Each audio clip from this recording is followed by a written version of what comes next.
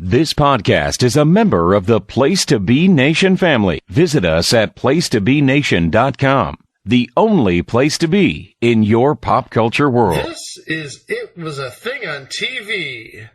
Spoiler number one is Dr. Lee frowns.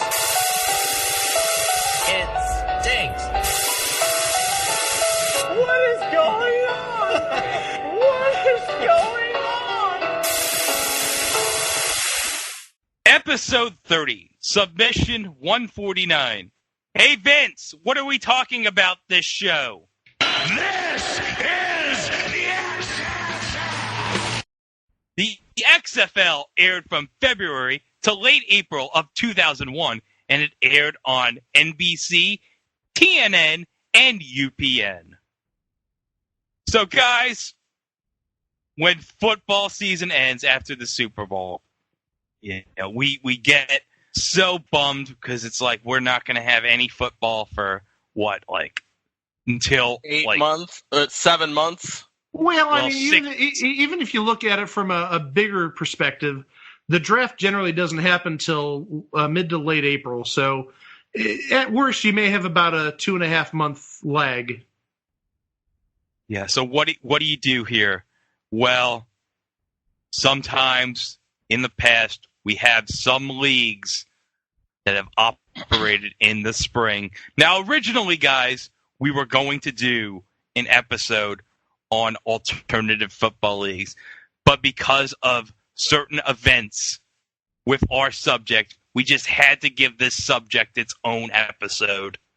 Oh, and by the way, we are going to do an episode on AAF and USFL and World Football League and NFL. UFL. That's all coming down the road, yes. But we're going to focus just on the XFL today. Yes.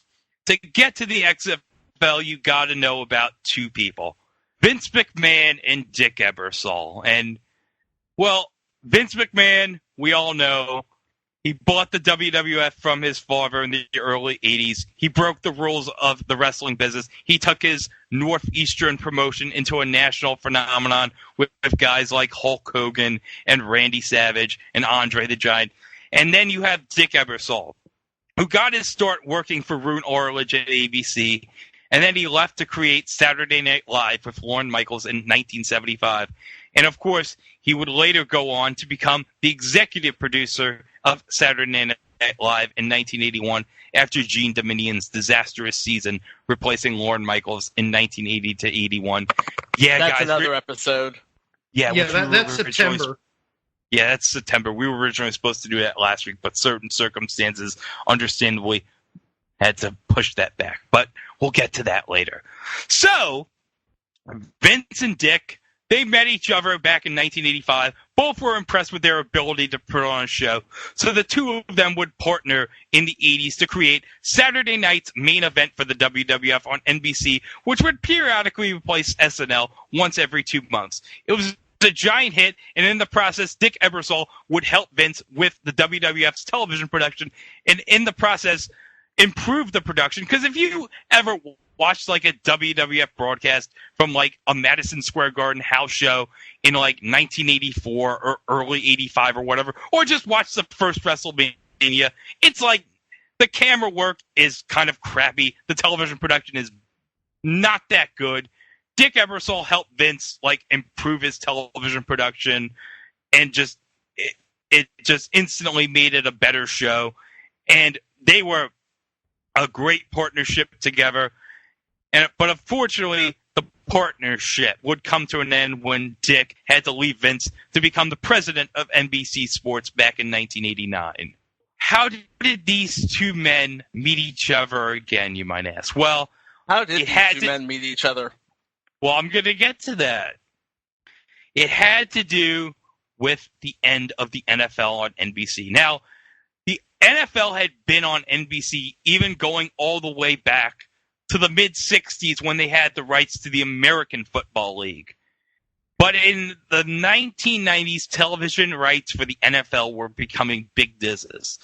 Fox had bought the NFC rights from CBS for around $3 to $4 billion in 1984, and in that process, it changed the game as far as money for televised sports. And in 1998, Dick decided it wouldn't be worth keeping the rights to the AFC because of the high cost. They wanted about $500 million per year to broadcast the NFL. So the AFC rights went to CBS as they went back to the football business, leaving NBC out of the football business for the first time since the mid-'60s. Super Bowl 32 would be their final NFL broadcast for at least 6 years. Now, originally, guys, NBC tried to form a new football league with Time Warner. I actually just discovered this. Time Warner and NBC were trying to create a alternative league together back in 1999 to 2000, but for whatever reason, the plans didn't work out, so that never happened. So the creation of the league, in October of 1999 of the XFL, Vince decides to create the league figuring there was a drought in sports after the Super Bowl, so he figured, well, why not fill that with more football? So Vince and one of his longtime associates in the WWF, Basil DeVito, who was the president of the XFL, they wrote on a notepad a list of rules and what the vision for what the league wanted to be. Vince was a fan of aggression and smash mouth football, and he wanted the players in his league to have an attitude similar to the wrestlers in the WWF. So that the WWF announced that they would start the league 1 year from the date on February 3rd, 2001.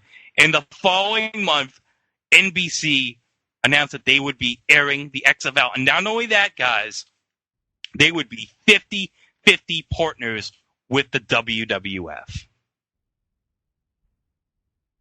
So when this all started, guys, what was your feelings about this? Well, I was a fresh-faced kid in college, and I didn't know any better. I mean, this would just be my sort of first 5 years of being a very serious fan of football. You got to remember, Carolina, the Carolina Panthers were only in what, their 9th, 10th season. In 2001, they would have been like their 7th season or 6th season. My mistake. Yeah. But yeah, I mean, I was young in my fandom, and I was eager to see what this new league had to offer. I was reasonably optimistic. Football, that, like you said earlier, sort of fills that void between the Super Bowl and, let's even say, training camp. I mean, the draft is only 3 days. And there really isn't much football between the draft and training camp, which is in July.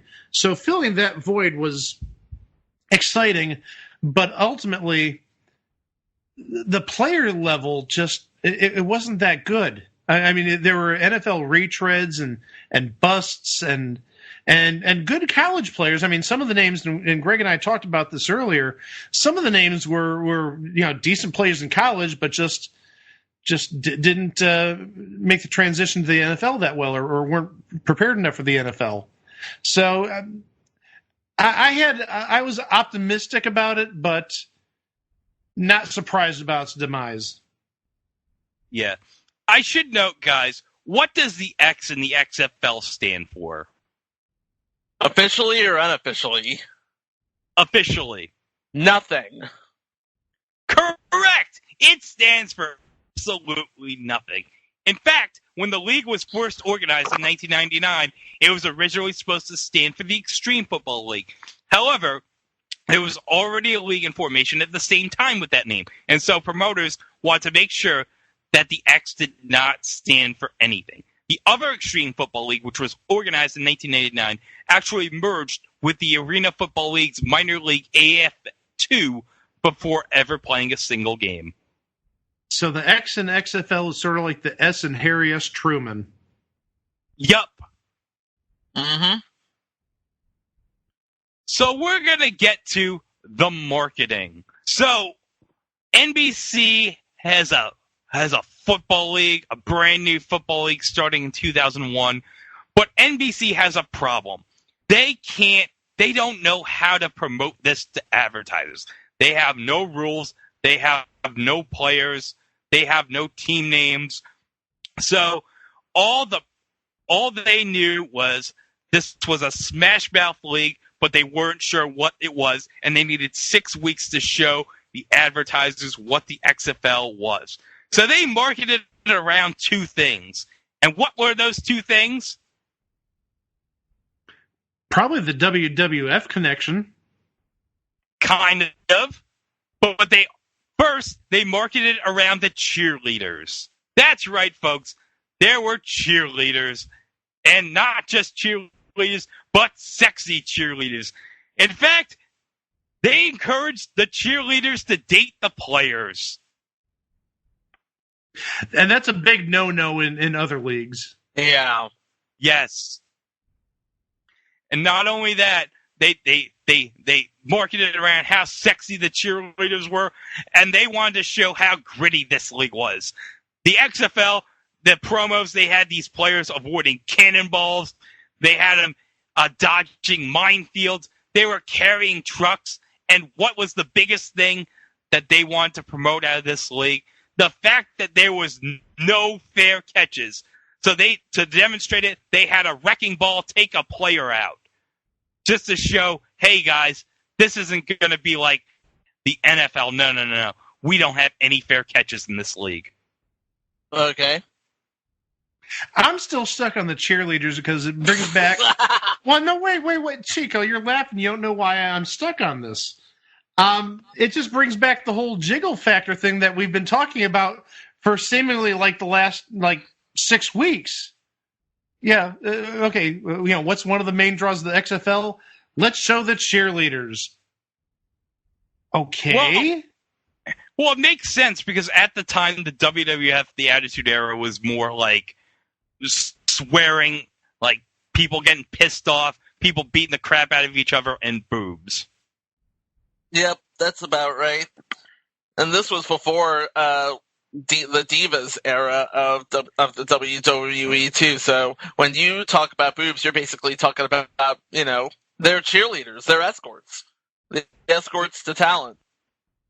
Yeah, and by the way, I should mention they would also during the game broadcast they would have like segments on the cheerleaders, like this is what I do when on my work time. But when I'm done with this work time, I'm an XFL cheerleader for, I don't know, the LA Extreme or the Birmingham Bolts or whatever. There was this one segment I saw in one of the games where they have this woman for this cheerleader for the San Francisco Demons. I'm a teacher. I teach second grade students.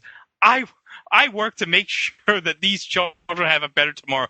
But when I'm done teaching, I'm an XFL cheerleader. And the cheerleader bites an apple while Van Halen's Hot for Teacher is playing. I'm like, yeah, that's really great for the parents, huh? It's not necessarily great for just the parents. The teacher herself, she's basically telling everybody she works with and her administration and the entire district, hey, look at me. Here's my side hustle. I'm a cheerleader. In the XFL. Especially in the XFL. I think if it was any other league like the NBA or the NFL, maybe it might be a little more dignified. But since you're talking about the XFL, the bad boys, if you will, the new person on the block, I don't know how I'd take that if I was working with that teacher or associated with that teacher in any way. And Mike would know since he is a teacher.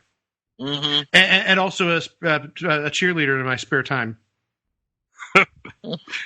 So the XFL, it was marketed and sold as a thing that nobody had ever seen before. Now, there were 8 teams in the league. They were limited to 38 players per team. And the XFL paid standardized player salaries. For example, quarterbacks earned $5,000 a week. All other players got $4,500 a week. But do you want to know how much the kickers got? How much did the kickers get? They got $3,500 a week. That's not entirely fair. So you're basically getting paid that much money to come in with 5 seconds left to go and kick a ball. I'm in the wrong Yes. field. I'm clearly in the wrong field. Well, I was going to say that's not necessarily fair because now the kickers here did do kickoffs, right? Yes. I really think that the kickers are the most important players in the game because they get to sort of decide where the ball's going to be placed. But here's the thing. This is the XFL, and they didn't have a kickoff. We'll get to that later. Yeah, the kickers only made $3,500, but here's the thing. If you won a game, guess what, guys? You got a bonus of $2,500. That's not insignificant. No, it actually is a good... I like that because it gives the players more of an incentive to win and to play because you're playing for an extra $2,500. So if you're like not a quarterback and a kicker and you're making $4,500 a week, if I win the game, I'm making $7,000 for the week. Right? And also for a playoff game, it was $7,500 for a playoff win. So, guys, approximately 3 weeks before the start of the XFL, to show the NFL that the XFL was serious, they were going to fly a blimp over the Oakland Coliseum during an Oakland Raiders playoff game. But here's the problem. The blimp crashed into a seafood restaurant. Ouch. Yes. What do you even say to that? Yeah, I'm gonna. What I was going to say is, I know they're trying to drum up publicity, but you sure as heck know that Roger Goodell or Paul Tagliabue, whoever was the commissioner at the time, I think it was Tagliabue, he certainly would not have let the cameras focus in on this rival league that's being formed. Oh no, Paul Tagliabue would be like, no, let's not even give them the time of day. No. Oh, exactly. You focus your camera on that blimp, and well, using Vince's phrase, you're fired. You're fired. Okay, so now let's get into the teams and the coaches for the XFL. So as you know, guys, I took very serious notes. I took about 26 pages of notes. I was very prepared for this episode.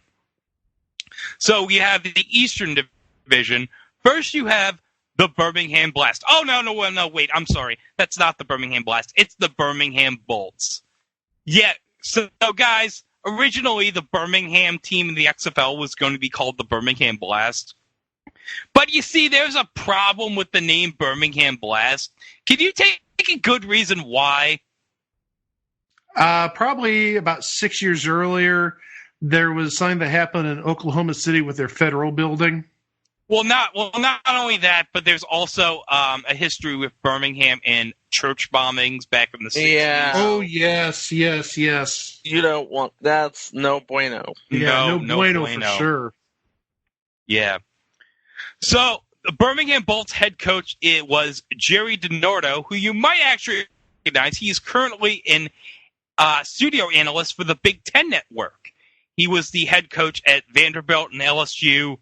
And after the league, he would go on to coach Indiana for 3 seasons. And a fun fact, Jerry DiNardo actually owns an Italian restaurant in Bloomington, Indiana. Guys, do you think our friend Chris Lambert has visited that restaurant? Probably a few times. Yeah, we have to ask Chris about that one day. Have you been to Jerry DiNardo's restaurant? So we have the Chicago Enforcers, and here's a name you might recognize, Mike, as their head coach, Ron Meyer. Yes, I've heard of him. Yeah, Ron Meyer notably was the coach at SMU when Eric Dickerson and Craig James were there. By the way, Craig James killed 5 hookers. Oh God! Oh no! And of course you all know about the SMU scandal with the play for players. But Ron Meyer did go, coach in the NFL. I believe he was probably the only of the 8 coaches to have at least main NFL experience. He was the head coach of New England from 82 to 84 and the Colts from 86 to 91. He was actually the head coach for the Las Vegas Posse in 1994 during the Canadian Football League's brief American expansion. That makes sense. Yes. So next we're going to go to the New York, New Jersey Hitmen. And actually a notable name, their general manager, before we get to the head coach, was legendary Dallas Cowboys wide receiver Drew Pearson. Yeah, Drew Pearson, of course, most notably remembered for that famous Roger Staubach Hail Mary against the Vikings back in '75 at Metropolitan Stadium. I recall it. Okay. So the head coach was Rusty Tillman. He played for the Redskins from 70 to 77. He was a member of the Super Bowl 17 that lost to Miami on special teams. He was a longtime coordinator with the Seahawks from 79 to 94 in various roles. He was the defensive coordinator for Tampa Bay for a year in 95, spent a season as a special teams coordinator in Oakland in 97, was the defensive coordinator for the Colts in Peyton Manning's first season in 98 under Jim Morris Sr. And later, after the XFL ended, he served on Mike Tyson's Minnesota Vikings staff on special teams from 2003 to 2005. Okay. He has experience, to say the least. Yes. Next, we go to the Orlando Rage. Their head coach was Galen Hill. Galen Hill actually was the head coach at the University of Florida for Steve Spurrier from 1984 to 1989. Galen Hill coached in the World League of American Football / NFL Europe, another future installment, with the Orlando Thunder for a season in 1992. And then he coached with the Rhine Fire from 1995 to 2000. Hill coached in 4 World Balls, 1 with the Thunder and 3 with the Fire, and won 2 World Ball titles, and was named Coach of the Year in NFL Europe 3 different times in 1992, 1998, and 2000. Wow, storied career. So they're basically going football minds with wrestling guts. Kind of. So now we go to the Western Division. We go to the Las Vegas Outlaws. Their head coach, Jim Kreiner, was a head coach in college for Boise State and Iowa State, and spent 2 seasons in the aforementioned World League as an offensive line coach for the Sacramento Surge. And then when the World League became NFL Europe, he coached the Scottish Claymores from 1995 to 2000. Okay. Never heard of him. I've heard of him. It used to be for a while, if you had the Madden game, they would include the World League / NFL Europe teams. Yes. You see, that's during the era where I didn't really play video games. From about 95 until pretty much about 2002 or so. So that explains it. They had NFL Europe teams in the PS2 Xbox Madden era. I'm afraid to admit this. I don't know how to say this, but I had Madden 07 and don't remember that there because I think it has gone by that time. Yeah, it was. But also the last Madden that I bought before 2007 was Madden 94. So I totally missed that era where you totally did. Yeah, I missed that NFL Europe era in the Madden game. So that's why I didn't ring a bell. Yeah, but that's another episode. Greg, continue. So next we have the Los Angeles Extreme. Their head coach, Al Luginbill, was a head coach at San Diego State for 5 seasons and coached the Amsterdam Admirals from NFL Europe from 1995 to 2000. Now, guys, there was one notable player he coached, Al Luginbill, in Amsterdam. Do you care to guess who that was? Because he was a big star at this time in 2000, 2001. It has to be Kurt Warner, I would guess. Yes, he was. Kurt Warner played in NFL Europe with the Amsterdam Admirals in 1998, the year before he had that Cinderella run where he became the starting quarterback for the St. Louis Rams after Trent Green got injured and led the Rams to Super Bowl 34. And the rest was history. Yeah, and an interesting note about Al Luginbill, his son Tom Luginbill, who is currently on ESPN, was a quarterback's coach for the LA Extreme. And guys, Guess who was the field analyst for today's? By the way, guys, in case you don't know, we're recording this the day the new XFL launched. Do you know who's the field analyst for ESPN's game today? Tom Luganville. It's gone full circle. Yep. Oh, yes. So next you get the Memphis Maniacs. Their head coach, Kippy Brown, was a wide receivers coach at Memphis State, Louisville, and Tennessee. He was the running backs coach here with the Jets from 1990 to 1992 under Bruce Coslet. He had a bunch of other stints as Tennessee as a wide receiver coach. He was actually the coach, running backs coach for the Miami Dolphins for 1997 to 97, and later won a Super Bowl as the wide receivers coach for the Seahawks under Pete Carroll in 2014. And a notable fact, in 1996, Brown helped running back Kareem Abdul-Jabbar become the first Dolphins running back to reach 1,000 yards in 18 years. And in 1997, Abdul-Jabbar tied a league 15 rushing touchdowns. Yeah, do you remember the football Kareem Abdul-Jabbar, guys? Yeah, I was just going to say, it's not the Kareem Abdul-Jabbar that you know. Yeah, I remember him. He was a decent player. Yeah. And a notable fact, the Maniacs director of player personnel was Steve Ortmeyer, who was the architect of the Super Bowl 18 champion Los Angeles Raiders. And last, we have the San Francisco Demons. Their head coach was Jim Skipper. He was the running backs coach for the Philadelphia/Baltimore Stars in the USFL from 83 to 85 under Jim Moore Sr. He went with Moore to the New Orleans Saints, where he was the running backs coach for 10 seasons from 86 to 95, and was the running backs coach for Arizona for a season in 96, and was the running backs coach for the Giants from 97 to 2000 under Jim Fossil. And by the way, Chico, a notable fact you'll love, he was the running backs coach for the Carolina Panthers in two different stints between 02 to 10 and 13 to 18, and was the running backs coach for your team's 2 Super Bowl appearances. Yep, sure was. And he helped make NFL history as 2 of his running backs, D'Angelo Williams and Jonathan Stewart, became the first set of teammates to ever rush for over 1,100 yards in the same year. Awesome stuff. Yep.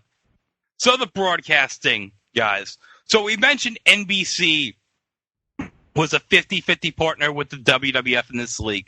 So they had 2 games on Saturday nights in prime time. They had an A game and a B game. So for the A games, at least in the first week, you had the following commentary team. You had Matt Vasgersian and Jesse the Body Ventura. Now, guys, you might be saying, well, wait a minute, isn't this 2001? Wasn't Jesse Ventura the governor of Minnesota at the time? Yes. But, guys, did you know that Jesse the Body Ventura for 2 seasons in the late 80s was a color commentator on radio for the Tampa Bay Bucks? I did not know that. Nor did Yes. No. And, of course, Matt Vasgersian at the time, I think he was just like a play-by-play guy for the Brewers at this time, wasn't he? He was still in Milwaukee, right? The Brewers are the Padres, I would assume. Because yeah. I'm pulling it up. Hold on. Okay. Well, he was with the Brewers from 97 to 2001, and then he went to the Padres in 2002. So this was right before the last season that Matt Vasgersian was doing play-by-play for the Brewers. Yes. And, of course, Matt Vasgersian will come up in future installments, Sports Geniuses, and another future installment, Baseball IQ. Those are not on the list. They will be by the end of the night. How about that? And in the B game, which was mainly just the regional telecast in whatever team's market was playing. Like, for example, the B game the first week was Orlando-Chicago. So it'd just be like the Orlando-Chicago markets. You had Jim Ross and Jerry the King Lawler on the B game. Now, Jim Ross, notably, it should be noted, actually did have NFL experience. He was, for 1 season, the Atlanta Falcons play-by-play man on, I believe, WSB in Atlanta before he went to the WWF. So you had a Saturday A game and B game in primetime on NBC. But for the weekend, you had a Sunday afternoon game on TNN and a Sunday evening game on UPN. Guys, what stations were the WWF broadcasting at the time? UPN and TNN. Yes. I think they had been, SmackDown was on UPN for at least a year and a half at that point, and TNN would have just gotten Monday Night Raw in probably about 2000 from USA Network in September. So for the TNN broadcast, you had Craig Manvini as the play-by-play announcer, who actually worked in the WWF in the late 80s as Craig DeGeorge. In fact, Craig DeGeorge will turn up in future installments Herb Abrams' Universal Wrestling Federation and future installment Roller Hockey International on ESPN. That's a deep cut. Oh, well, yes. Oh, no, we're only beginning with the deep cuts, I think. But Mike, you're going to be very excited when I tell who the color guy was on the TNN broadcast. You ready? Oh, lay it on me. Bob Golick. Wait, the Bob Golick from Saved by the Bell, the college years? Yes, that's that Bob Golick. I have no words. Oh, boy. But on the UPN broadcast, you have Chris Marlowe, who was, I guess from my research, some kind of volleyball player turned announcer. But that's not the important part. The important part is who his color guy was on the UPN broadcast. Are you ready for who his color guy was? Who was his color guy? Brian Bosworth. Yes, folks. Brian Bosworth of your installment Blue Mountain State. Okay, there you go. Mercy. So, guys, that's not all. I have a fun fact I just discovered.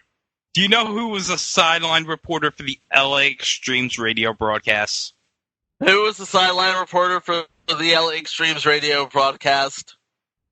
Super Dave Osborne. Shut up. Oh, that's great. I just hope he had Fuji on the sidelines with him. Could you imagine Super Dave's giving his sideline report and just randomly a player runs into him and he crashes into a wall and he turns into like a pancake? Oh, that's great. So when we think of the XFL's television presentation, we think of one notable thing that it gave us. The Skycam, or in this case, the XCam.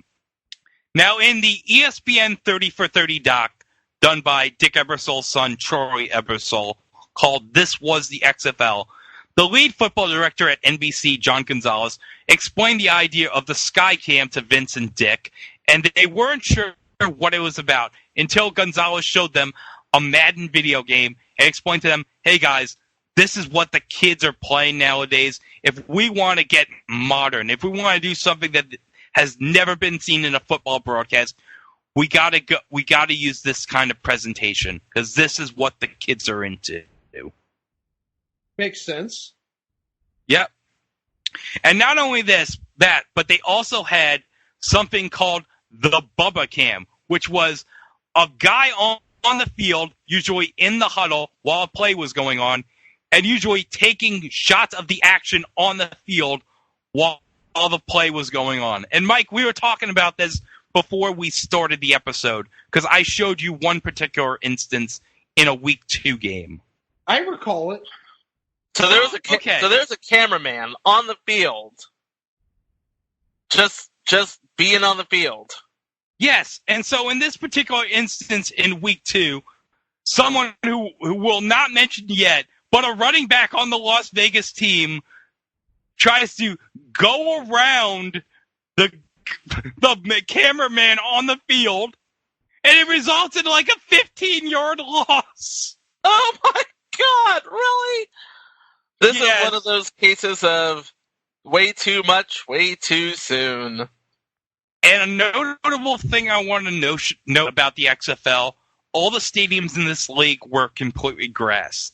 There was no artificial turf. I don't think they had invented field turf yet, or I don't think it was really widespread at the time back in 2001. So every game in the XFL had grass on it. This was at the period where Giants Stadium, where the Hitmen played, used grass, because this was right after Jason Senior of the Giants got injured in the 98 preseason, and then a year later, Vinny Testaverde broke his ankle in week 1 in the 99 season for the Jets. So in 2000, they went to grass, so that's why they were playing at Giant Stadium in 2001 for the Hitmen. So they were all grass. So it was an all grass league. Field turf wasn't a thing yet. Yeah, and this was another thing Vince wanted to do. This wasn't some pussy league where they play on an official turf. No, they play on grass, damn it, because this is a gritty league. This was supposed to be a callback to Smash Mouth football of old. Yes, this was supposed to be like defenses is the best, and yeah, it's going to be rough and in your face and whatever.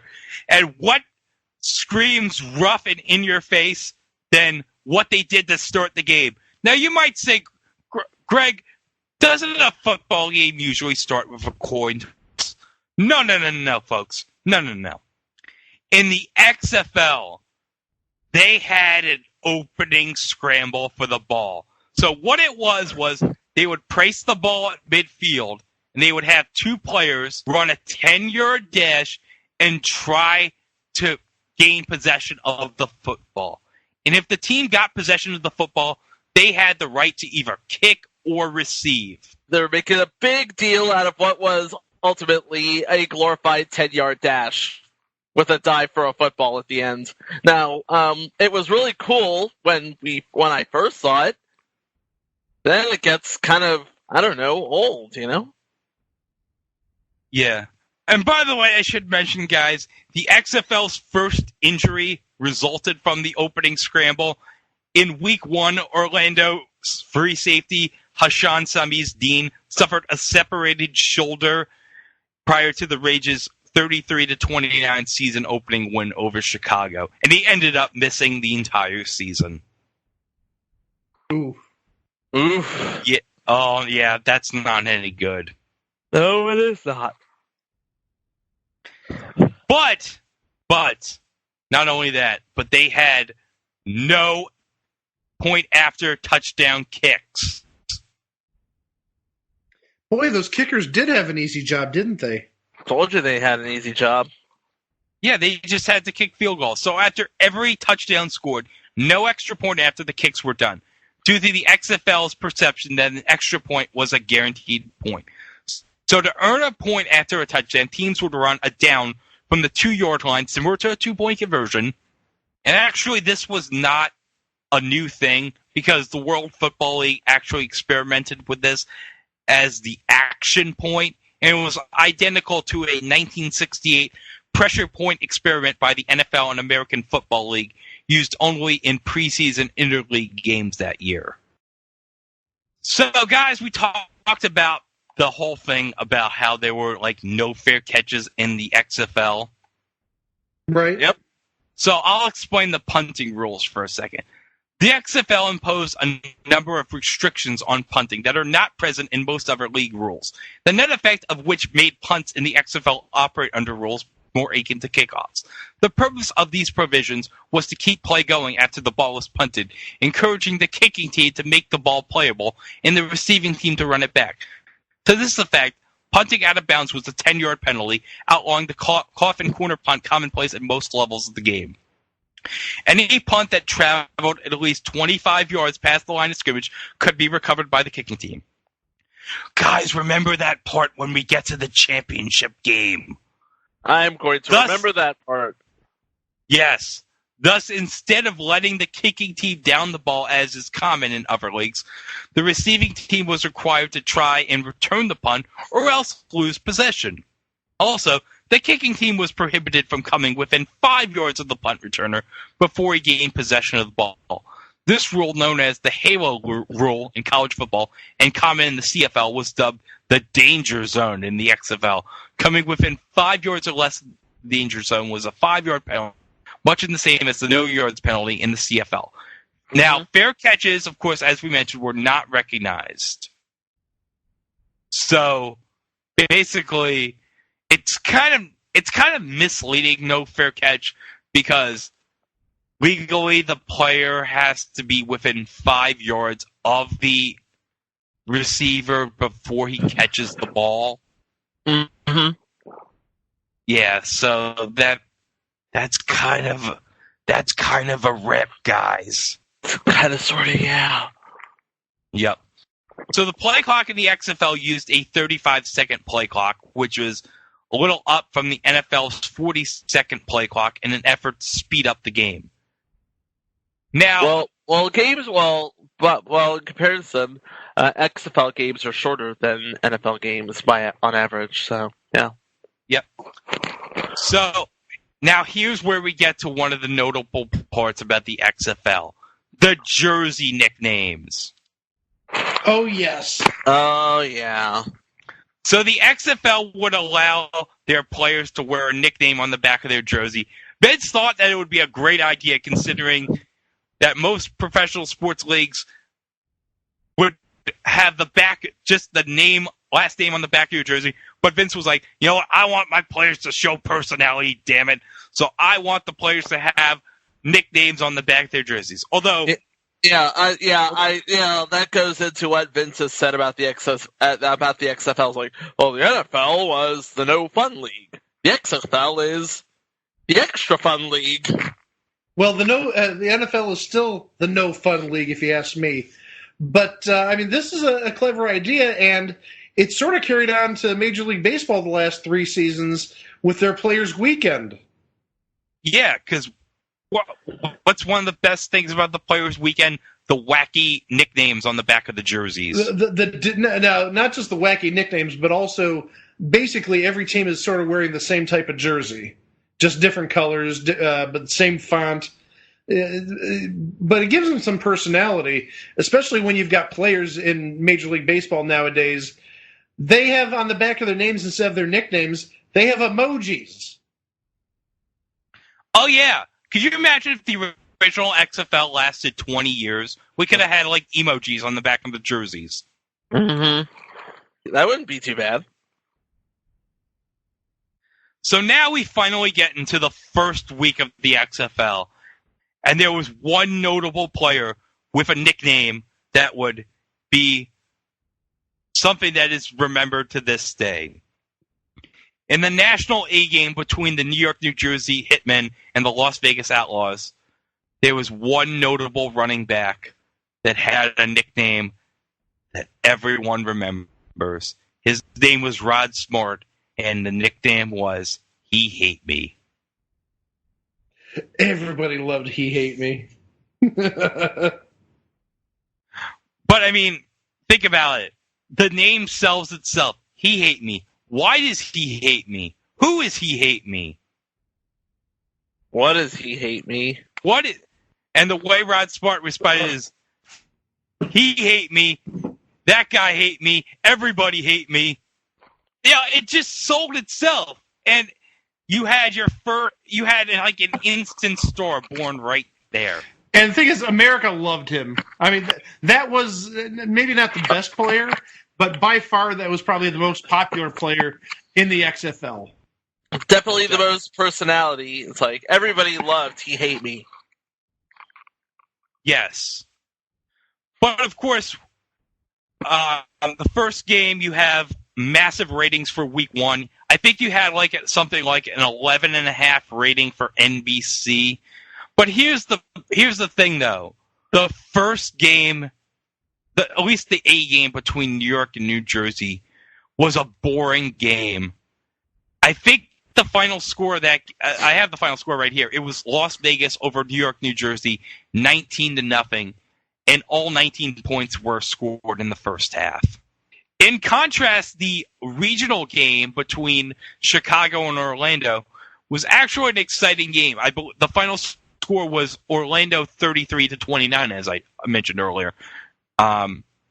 So yeah, you had an exciting first game between Orlando, but the problem was that wasn't really the national game.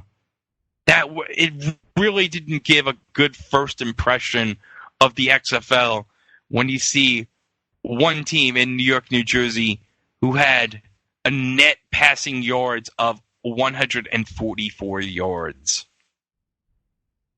Man, those are like Christian Hackenberg and the AAF type numbers. Basically. Yeah. In week 2, you have a notable switch. Now, in the XFL documentary from 30 for 30, Matt Vasgersian talks about how, for whatever reason, Vince McMahon just was not a fan of the way Matt Vasgersian called the game. So he had Matt Vasgersian go to his limo and kind of like, Vince is like, pal, I got to replace you on the A game. I'm going to have Jim Ross replace you. You're just going to like go to the B game with Jerry Lawler for a bit until we can like figure out what to do. So, yeah, you go there. And Matt Vasgersian basically remembers it as, yeah, I kind of felt like, yeah, I wasn't good enough for the XFL. If I'm being said, yeah, you're just going to go to like the television equivalent to Siberia doing the regional game. That's tough because Matt Vasgersian is probably, I would say, one of the best, if not the best, play-by-play people, regardless of the sport. Yes. And of course, Sunday Night Baseball on ESPN and everything. So now we get to week 2. The A game, you have the Los Angeles Extreme against the Chicago Enforcers. Now, this was a notable game because, guys, this was at the period where LA, of course, did not have professional football this time. This would have been, 6 years after the Raiders and Rams left? Yeah. Mm-hmm. And you have opening the crowd at the LA Coliseum to get the fans excited. Guys, do you want to take a guess? Oh, I'd say somebody like Whitney Houston. No. Britney Spears. No. If you want to get people excited about this new football league, you have to call on the most electrifying man in sports entertainment. Yeah, that's right. You turn to the Rock. Boy. Well, he would have been a rising star in 2001, yeah. so Yeah. that makes sense.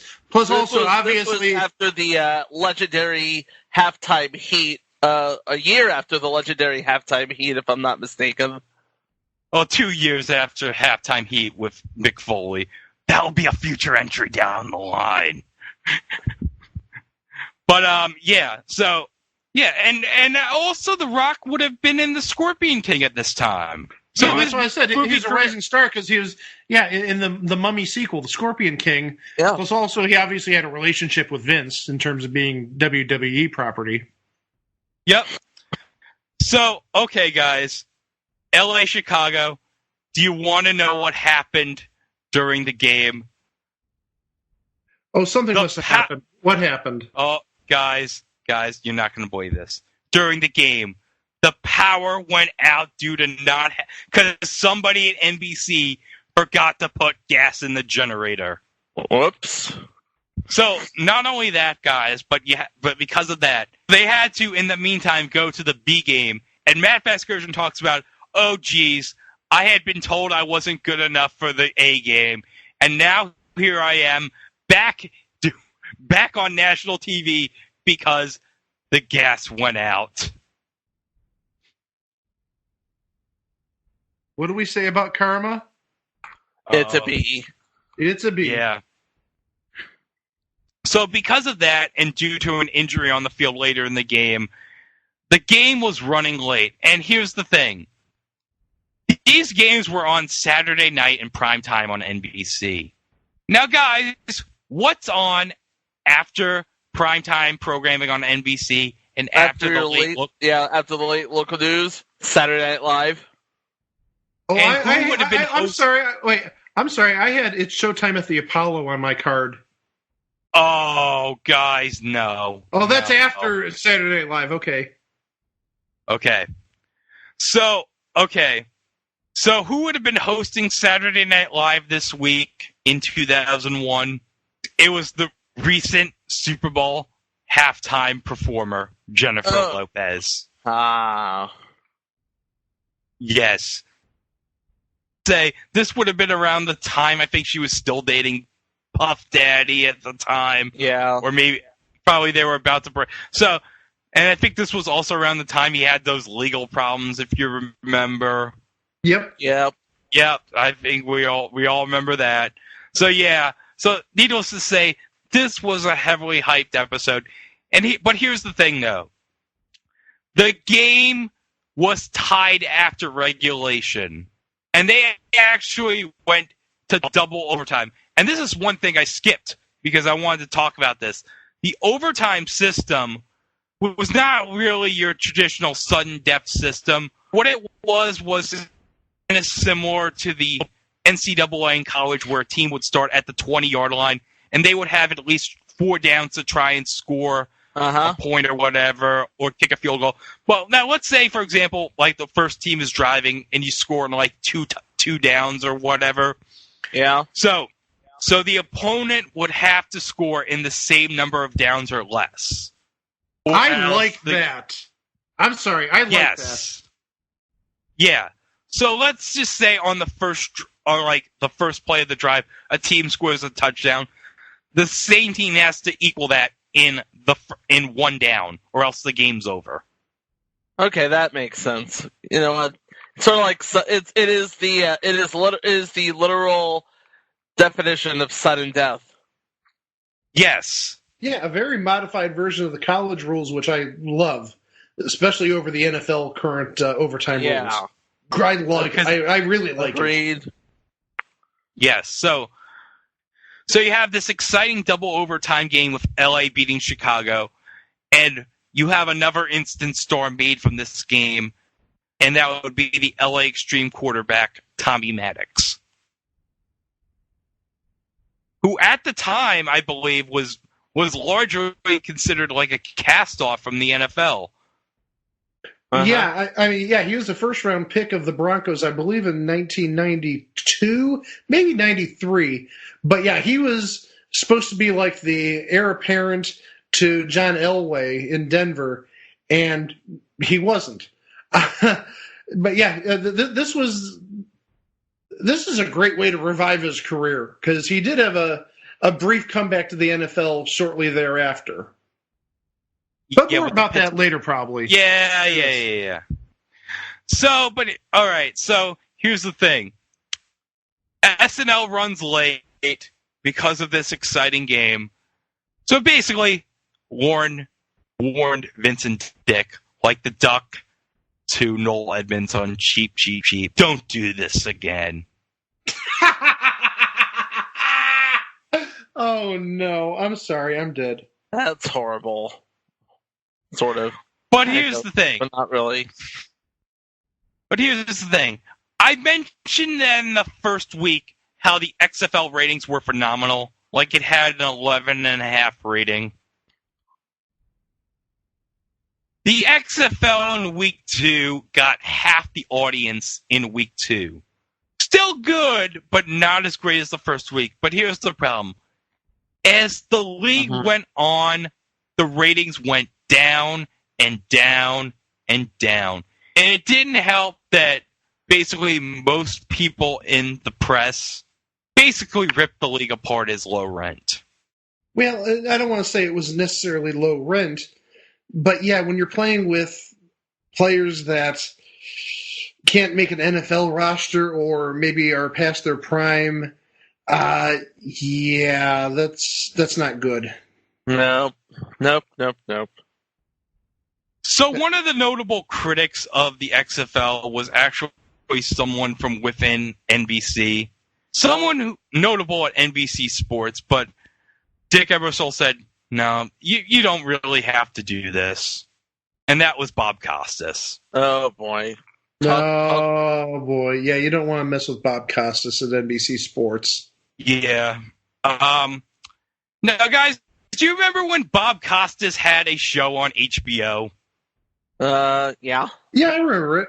Yeah. So he had Vince on for about 30 minutes on his show talking about how horrible he thought the XFL was. And basically Vince was just like pissed at him, saying, "Oh, you don't know what you're talking about," and whatever, and just went up and got into his face and pointed a finger at him. Yeah, I'm sort of surprised this didn't end the same way that Jim Rome and Jim Everett did. Oh, boy. Well, again, you're talking about Vince and wrestling. I wouldn't be surprised if he was going to get confrontational about it. Well, the bottom line is, by the middle of the season, this thing was hemorrhaging. It was hemorrhaging. It was hemorrhaging out of control. Yeah. It was hemorrhaging out of control, and it was a laughingstock of football leagues. Yeah. And in fact, guys, as a desperate ploy for ratings, they advertised on 1 week that they were going to go into the cheerleaders' locker rooms. Ooh. Yes, and do you know how this segment went? How did this segment go, Craig? Probably not very well, but not at all well, is it? No. In fact, it was a weird sequence where Vince was directing the cameraman. All right, you're gonna go into the locker room and you're gonna get the cheerleaders. Are you ready? Go! And then the cheerleader bumps his head, and then there's this weird dream sequence with the cheerleaders. And then for some reason, guys, I hope you're sitting down, okay? This segment ended with, for some reason, Rodney Dangerfield coming out of the locker room wearing a towel, talking about how he gets no respect. What? Yes! Yes! I'm not even kidding you! Rodney must have been desperate in 2001. Oh my gosh. Yeah. Yeah, Rodney clearly must have needed the money at this time. Apparently that Ladybug's money doesn't go far. Not really, no. No. So now, all right, so we talked about how the league was just hemorrhaging money, the ratings were going down, but still, this league had to go into a conclusion. So we have to go into the postseason. So how did the postseason work, you ask? Well, you'd think, okay, 8 teams, 2 divisions, 4 teams. You'd have to think the first and second place team in each division would play each other, and then the winners would play in the championship game. No. For some reason, the top team in the East, in this case Orlando, would play the second top team in the West, San Francisco, and then the top team in the West played the second top team in the East, which was Chicago. Now, there was one difference in the postseason. Now, remember how I said you had a 1-point conversion at the 2? Uh-huh. Mm-hmm. Well, I guess to add, like, some interest in the postseason, knowing ratings were down or whatever, they changed the rule where you have the option to go for a 2-point conversion at the 5-yard line or a 3-point conversion at the 10. So in the first semifinal game between Orlando and San Francisco, Orlando had a 16-point lead after the first quarter, but San Francisco would score 10 points in the second quarter to cut it 16-10. Then San Francisco scored 2 field goals in the third quarter to tie it. And then San Francisco got a field goal and an interception return for a touchdown. Yeah, Mike, I said it. It's an interception return for a touchdown. I didn't refer to it as the other title. Good. And an extra point in the fourth quarter to lead 26-16. So after San Francisco made it 26-16, Orlando got a late touchdown and got a 3-point conversion to cut the score to 1. But San Francisco would hold on to prevail on an upset 26-25 victory. And in the other semifinal game between the Extreme and the Enforcers, LA dominated Chicago, beating them 33-16 as LA's defense got 3 interceptions and Tommy Maddox threw for 2 touchdowns. So guys, you'd think that this would be an exciting final. It's 2 California teams battling for the championship. You've stuck by this league all year long. You think maybe that you're going to have an exciting championship game. Guess what, guys? This was profiled on SB Nation's ongoing YouTube series, The Worst. And guess what? There was only one season of the original XFL, so you're going to guess that this title game was not good. So you have a 3-0 game for the first quarter. LA gets a touchdown to make it 9-0. They miss an extra point. So here we have a situation here where it's 3rd and 31. Oh, yeah, I forgot to mention by this point, Matt Vasgersian after week 6 was back as the A announcer replacing Jim Ross. So, okay. So the clip I'm going to play here is the score is LA 9, San Francisco 0. San Francisco is deep in their own territory at 3rd and 31. Now, guys, remember what I said about the punting, how if a ball travels 25 yards, it can be recovered by either team? Yes. Well, maybe. So San Francisco, to try to catch the extreme off guard, decided to punt with the quarterback at 3rd and 31, and, well, here's what happened. Well, they got nobody back deep, Los Angeles. Orange 90! Watch counter! Orange 90! I'm not sure if Mike Pawlowski has this in his repertoire. Well, he does now. 3rd and 31. Quick kick. There it is. Free ball, a flag on the play. Jimmy the Jet got in between them, but it's Reggie Durden to pick up. Durden across midfield. You talk about a backfire. You talk about a plan gone bad. We'll see what the flag means, but if the play holds up, it's 16-0 LA. I'll tell you what the flag means. San Francisco did not give the Los Angeles return man a fair chance to catch the football. Violation of a 5-yard belt, kicking team number 4. That penalty is declined. The touchdown is good. Oh, man. Well, so much for my offensive coordinator moves. So, yeah, as Matt said, this did not go well for San Francisco. I think 2 players collide into one player from LA, and then the number 21 in LA picks it up, and he just returns it his merry way for the touchdown. It's a good rule in theory. Yeah, because, I mean, if a punt goes 25 yards, any team can recover it regardless if the person touched it or not. And you want to try to catch them off guard. You want to get some offense going, San Francisco, but no, it did not go well for them at all. And the game just went downhill for San Francisco. They lost 38-6.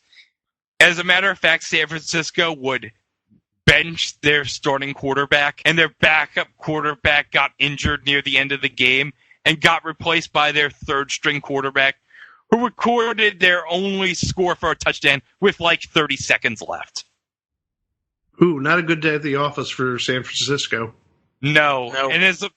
No. And with that, the LA Extreme were the 2001 XFL champions. And do you want to know who the MVP of the game was? Who was the MVP of the game? The kicker, Jose Cortez. He earned his $30,000 that week. Oh, by the way, we didn't even mention the championship game of the XFL was called the $1 Million Game because the teammates split a pot of $1 million. It was actually originally going to be called the Big Game at the end, but somewhere along the line, the XFL decided, no. I think the $1 Million Game is much better. Well, also the big game is generally referred to the Super Bowl because the NFL doesn't like people using the word Super Bowl, or at least media using it. Yeah. Unless you're sponsoring or something, yeah. Yeah. You know, being that it's the $1 Million Game and being with the WWF connection, I'm surprised Ted DiBiase didn't show up with a giant check. And then after the game, Virgil took everyone to the Olive Garden for some meat sauce and breadsticks. But that would have been a great tie-in. Get Ted DiBiase to bring in the $1 million. That would have been great. And then do the evil laugh after he gives them the check. That's brilliant. Yeah, so, guys, the WWF and NBC lost a reported $35 million on the venture. Only recuperating about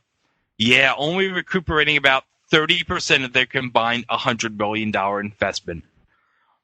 Although paid attendance was respectable, if unimpressive, because overall attendance was only 10% below the league's goal had been at the start of the season, the XFL ceased operations after one season due to low TV ratings. Now, before they had to shut the league down, NBC said to Vince, "You're not going to get a second season of the XFL." So Vince thought, okay, well, maybe I can try to continue it at UPN and TNN. So he asked UPN, hey, guys, would you be interested in a second season of the XFL? And UPN was like, sure, Vince, but on one condition. You're going to have to cut WWF SmackDown from 2 hours to 90 minutes. Uh-oh. And that's not good because at the time, WWF had this big deal with Viacom where they essentially got all the ad money from their deal with Viacom, and losing 30 minutes of SmackDown meant they weren't going to get 30 minutes of that TV revenue of the ad money. So Vince was like, you know what? It's not worth it. Let's just shut it down. And so on May 10th, 2001, the XFL was done after one season.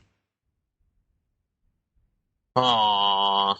Well, the original XFL. Yes, the original XFL, because, as I mentioned, the XFL was profiled in Charlie Ebersol, the son of Dick Ebersol's documentary for 30 for 30. This was the XFL. And at the end of the documentary, Vince says to Dick, you know what, Dick, I've been thinking maybe it's time to bring the idea of the XFL back. And what do you know? Later that year, Vince McMahon said in a press conference, guys, are you ready for this?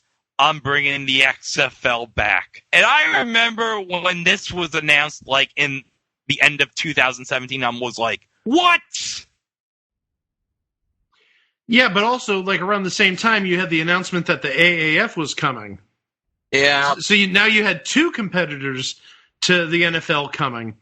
And, again, the AAF is a separate show for another day. But the one thing I got to give Vince and the XFL 2020 credit for, this definitely was not rushed. Vince took his time with the XFL, and you can see that he's making wiser decisions because the commissioner of the XFL is Oliver Luck, who is a former player, also father of Andrew Luck, who played for the Colts. And also, he has experience. I believe he is a football coach. Let me look. I think he was coach at Virginia. Let me take a look really fast. I believe he was an AD, I believe. So, yeah, he's the commissioner and CEO of the XFL, which is a pretty lofty title right there. President of NFL Europe, athletic director at West Virginia for 5 years, and the executive vice president at the NCAA before going to the XFL. And he got he got his JD from University of Texas School of Law in 1987. So he's not just an athlete; he's a pretty smart guy too. Yes. And I think Oliver Luck was the guy that instantly gave this league credibility, this new version of the XFL credibility, because Oliver Luck is coming from the NCAA. It's like when you heard that announcement, it's like, okay, they have to be serious here because Oliver Luck would not leave a cushy job at the NCAA if this league was going to be just one and done. Absolutely.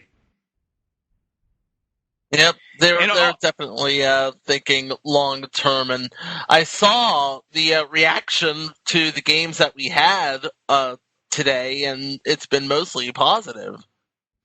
Oh yes, it's been very good. I thoroughly enjoyed the first game. I didn't have a chance to see the second game, but this is definitely not the XFL of 19 years ago. No. I mean, you have ESPN, you have Fox, you have ABC, you have FS1. So, unlike the AAF, which used, CBS Sports Network, TNT, and had some of their games streaming on Bleacher Report's app, you have like Sirius various networks involved in this. And you've actually got pretty decent players this time. You've got some name players, maybe not superstar players, but at least when Greg and I were looking at the rosters about a week or two ago and comparing them to the first XFL's rosters, there are a lot more recognizable names.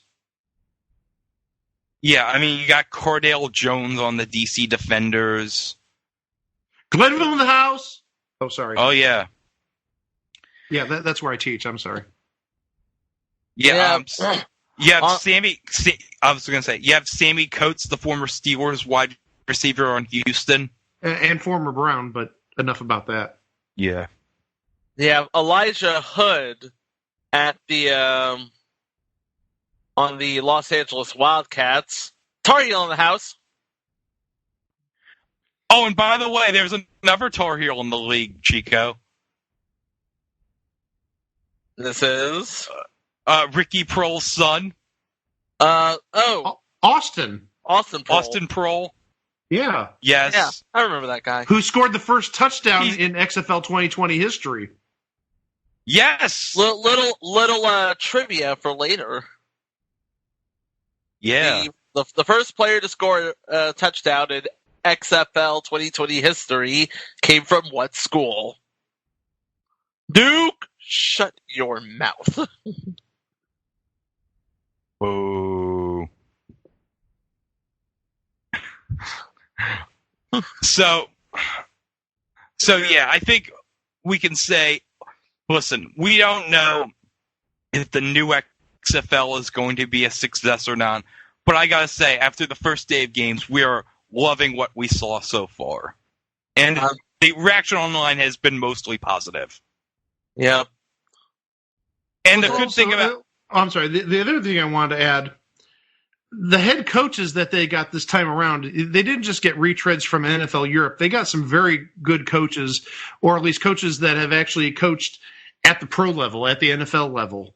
June Jones, Jim Zorn, Kevin Gilbride, Mark Trestman.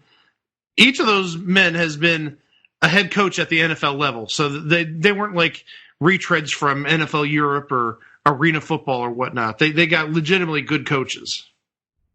And not to mention, we didn't even mention that the defensive coordinator for Mark Trestman is Jerry Glanville. Himself a former head coach, but also that makes you wonder, Greg, did he leave 2 tickets at the will call window for Elvis? Well, Mike, I hope... I was going to say, well, Mike, I hope in tomorrow's game between the Vipers and the Guardians at MetLife Stadium, some guy who does the will call at MetLife Stadium is looking at Jerry Glanville's request, being like, Elvis? What the hell? Yeah, they don't get it. Do a Google search on Jerry Glanville and Elvis, and you'll get the whole story.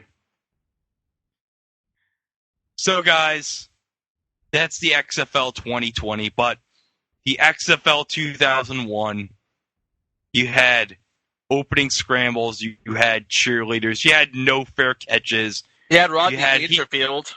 You had Rodney Dangerfield in a towel. You had Matt Vasgersian and Jesse Ventura. You had the Black King, and Red Balls. At the King, JR, and Mike Adam Lee work at the same game, which was, let's be honest, strange. By the way, guys, Mike Adam Lee in WWE, that's a future entry. And Chico, you didn't even mention that Jonathan Coachman was also involved in the 2001 XFL. Of course, the coach was already in WWF at this point. And of course, the coach has gone on to bigger and better things at ESPN. And also now is doing the pregame on YouTube for the new XFL. So, yeah, we have It's come full circle for the coach. You gotta love it. But good for him. But Mike, take us out, and then we'll get to what you said about, Yeah, it had all of that stuff, and then it didn't have ratings. And Mike, yeah. All that you mentioned, Greg, is great, but there's one thing that it was missing. What was that, Mike? People watching it. And that's why we fondly look back at the XFL as just another thing on TV. Yeah. Yeah, so the original XFL, the 2001 version, we closed the book on, but man, the 2020 version, if day one is any indication, man, I'm looking forward to what's to come. It'll be the new USFL, and I say that only sort of jokingly, because the USFL did get a good 3 years or 4 years length out of it. Hopefully it'll last longer than that, but the changes that I saw today and the games I saw today were very fun, so hopefully that continues and doesn't go the route of the AAF.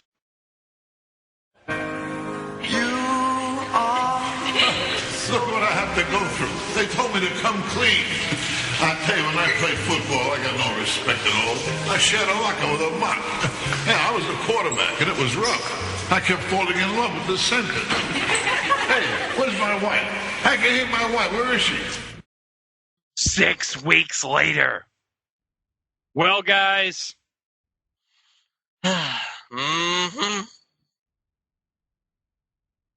Yeah, the XFL 2020 is on a temporary hiatus, hopefully, because, of course, as everybody knows, the coronavirus has impacted everything, especially over the last, 4 days.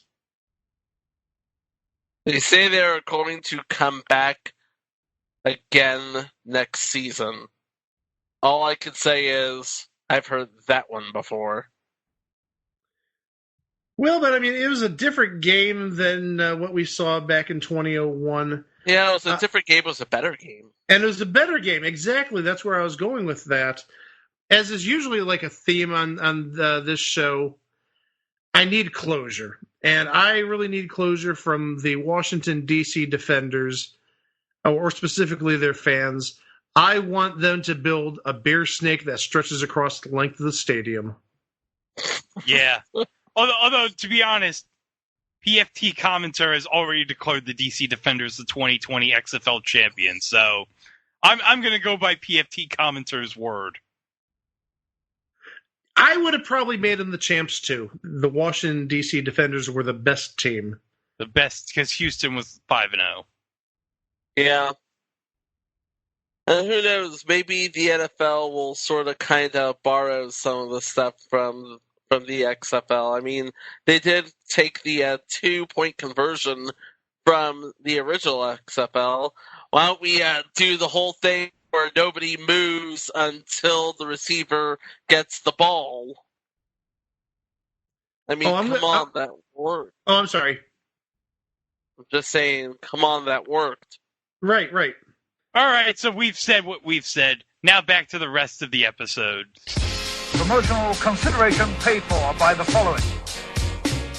Place to Be Nations, JT Rosero and Chad Campbell here. We want to let you know that we have over 24 podcasts available on iTunes, Stitcher, Google Play, and PlaceToBeNation.com. We now offer them to you on 2 great feeds. On the Place to Be Nation Wrestling feed, we dive into topics running the gamut from today's WWE to the glory days of yesteryear and the ins and outs of the territory days. In addition to our full-length shows, we also deliver to you special pod blasts on topics old and new. The Place to Be Nation Pop feed is a veritable treasure trove of great content, offering tremendous shows covering the land of movies, television, life, comics, and sports, brought to you by the most knowledgeable and insightful folks in the podcast world. You can find all these great shows, plus archives of our past podcasts from over the past 8 years as well by subscribing to both feeds on iTunes. And while you're there, be sure to rate and leave feedback as well. All of these shows, plus others, available on PlaceToBeNation.com, where we cover pro wrestling, sports, movies, comics, plus in-depth search projects, and much more. Be sure to support our site by using www.PlaceToBeNation.com/Amazon when doing your online shopping. And we want to thank our friends at Boneheads Wing Bar, ProWrestlingOnly.com, and TheHistoryOfWrestling.com as well. Be sure to follow us on Facebook, Twitter, Instagram, and Tumblr. PlaceToBeNation.com, the only place to be in your pop culture world.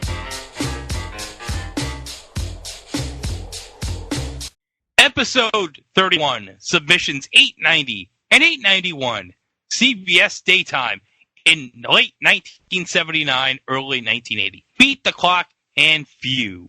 Beat the Clock aired on CBS from September 17th of 1979 to February 1st of 1980.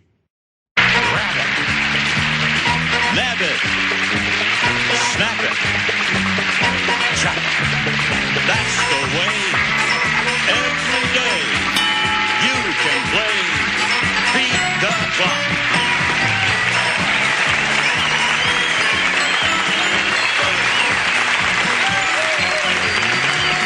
Now here's the star of the all-new Beat the Clock, Monty Hall.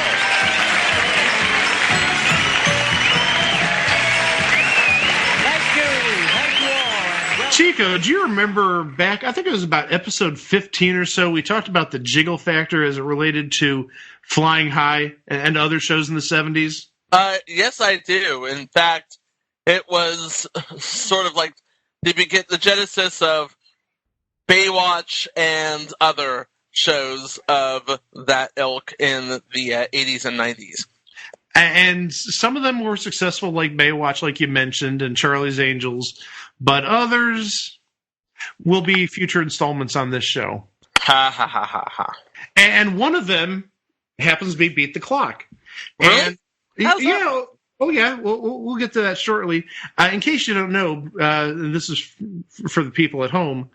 Beat the Clock actually is a game show that goes back to the 40s, to radio.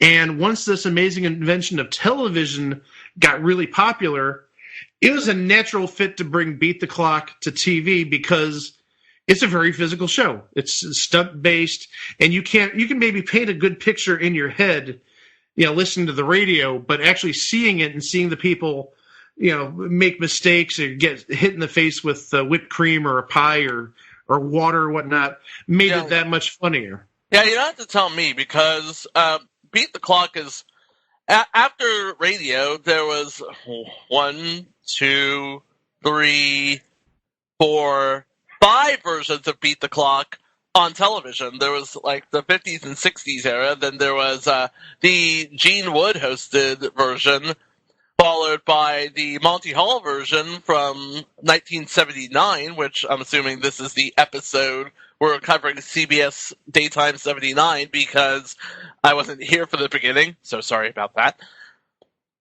Yes, we're covering the Monty Hall version, yes. Okay, and then there's Gary Kroger's version in 2002, and Paul Costabile's version from a couple years back on Universal Kids. And a little spoiler, the PAX version is an upcoming entry at some point. And you know what? Until you just mentioned it, Chico, I had no idea Universal Kids existed. Universal Kids has been around. It's been under different names. It's only been under the name Universal Kids for a number of years. Okay. But they've been around. They've been around. I've had them on my cable system for the 8 years or so I've been customers with this service. Okay, it's the channel formerly known as PBS Kids Sprout. There you go. Yes. So as we said, in the 50s version, you got the visual effect. You got to see the people getting hit in the face with whipped cream or seltzer water or whatever else. Very comedic. And I'm sorry. I was going to say, and you got Bud Collyer. And you got Bud Collyer, who was a very capable host. And the stakes were reasonably decent for that time. The gameplay was a little different as time went on. In the 50s, it was one couple played up to 3 stunts, actually 2 stunts, and then you had that word puzzle at the end where you had to rearrange the phrase. But it was a $100 stunt, $200 stunt, and then the jackpot stunt, which more or less got you. It was usually like a Sylvania or White Westinghouse or Westinghouse TV, because, again, that was big in the day, and those were expensive. Sponsorships, yes. And sponsorships, yes. There's that corporate synergy again. But then when it came back in the 60s, 69 through 74, it was in New York for the first year, and then it went to Montreal, and at least comparatively speaking, the stakes were much, much, much lower. It was really done on a shoestring budget, where if you won a couple $100 that day, you'd consider yourself lucky. And that's a couple $100 Canadian, so that means it was like 25 cents American. Sorry to all our friends in Canada. No, Password A is a different show. Oh, God. Hey, guys, what am I doing here? Can we play Beat the Clock? Oh, that's staying in. Okay.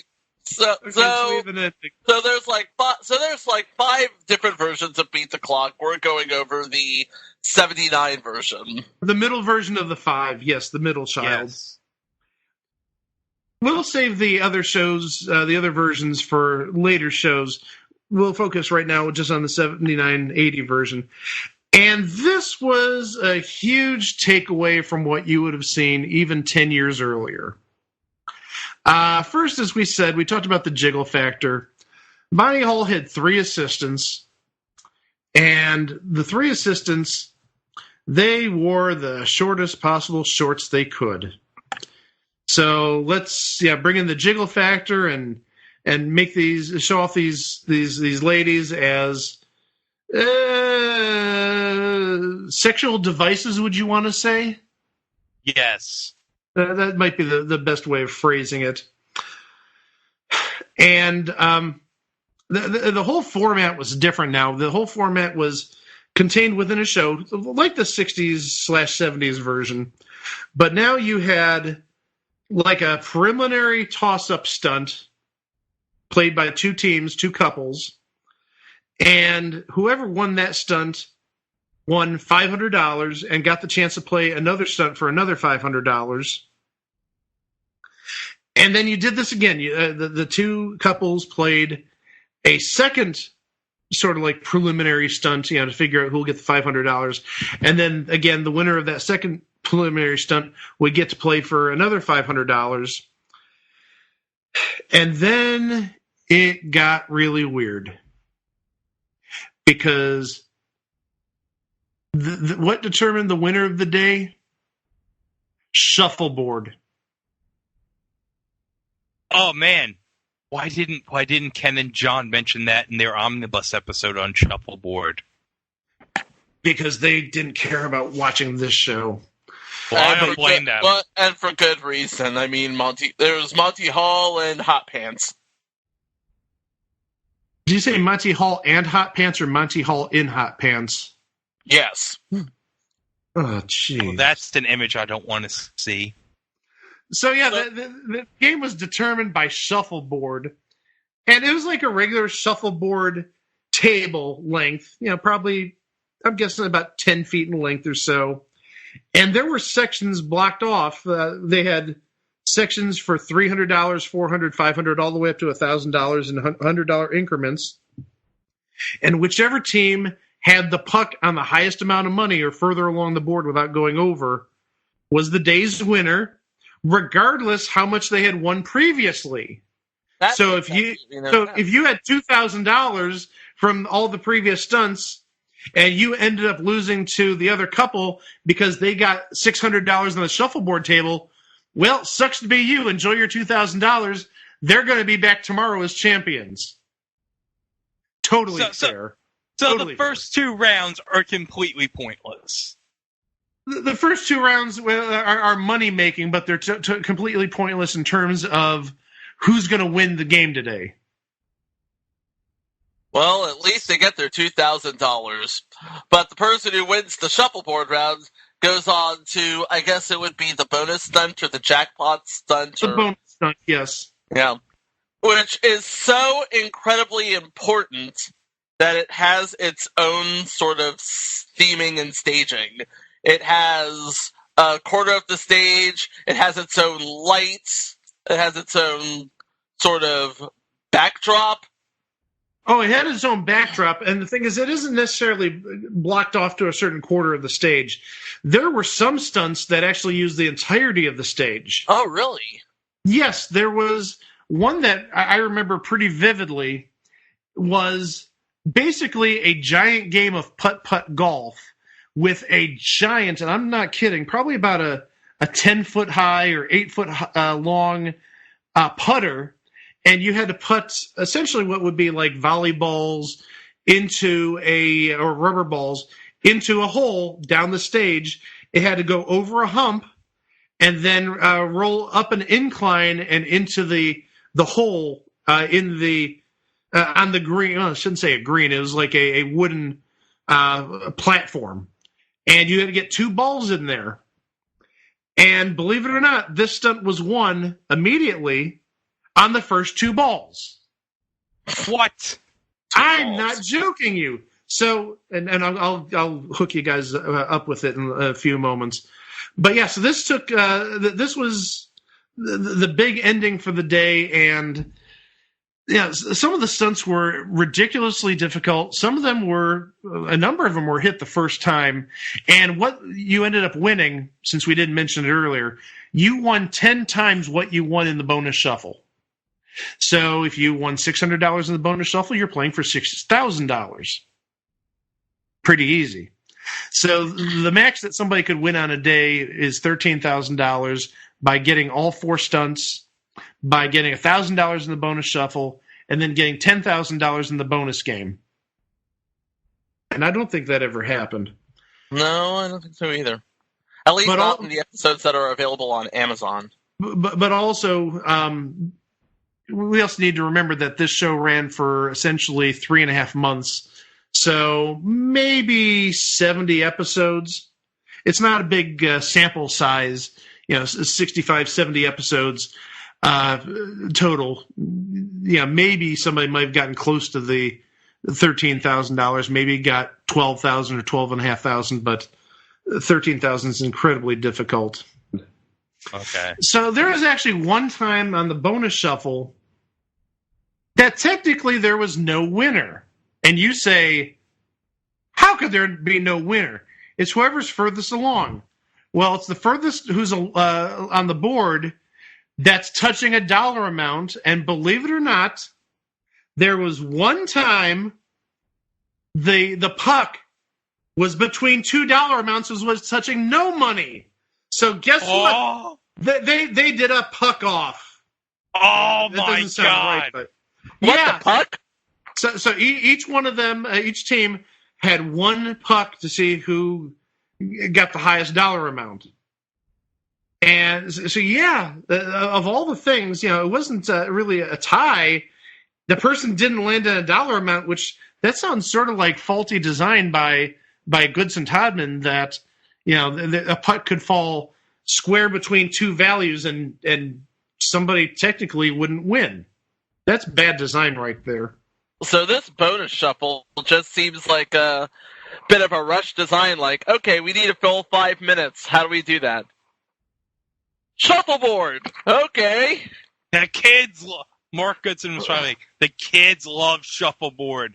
We gotta work this into the game somehow. I've not seen Jonathan or Marjorie play shuffleboard. Thank you very much. I didn't even know shuffleboard was a big thing back in the day. I mean, I know there's tables. I've seen them when I was, getting my basement done a number of years ago. But yeah, it's not like I have gone to a family's basement or a friend's house and there's the shuffleboard table. Let's go play some shuffleboard.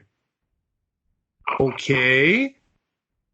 We should also note that the couple that had the highest amount. Actually, Chico, you're saying that the money doesn't matter early on? No, I might have said it, but then it was like, oh, yeah, you know what? I remember. The team with the most money gets an extra puck in the puck off. I mean, the bonus shuffle. Right, yeah. Whatever team had the most money got a third puck, while the team with less money had 2. And if they tied, both teams got 2 pucks, and they decided before the game if there's a tie who'd go first, or who could choose to go first and have an advantage. The civilian version did not last all that long. We said that this premiered on September 17th of 1979. Yes. Not even 2 months later, starting on November 5th of 1979, it went to an all-celebrity format.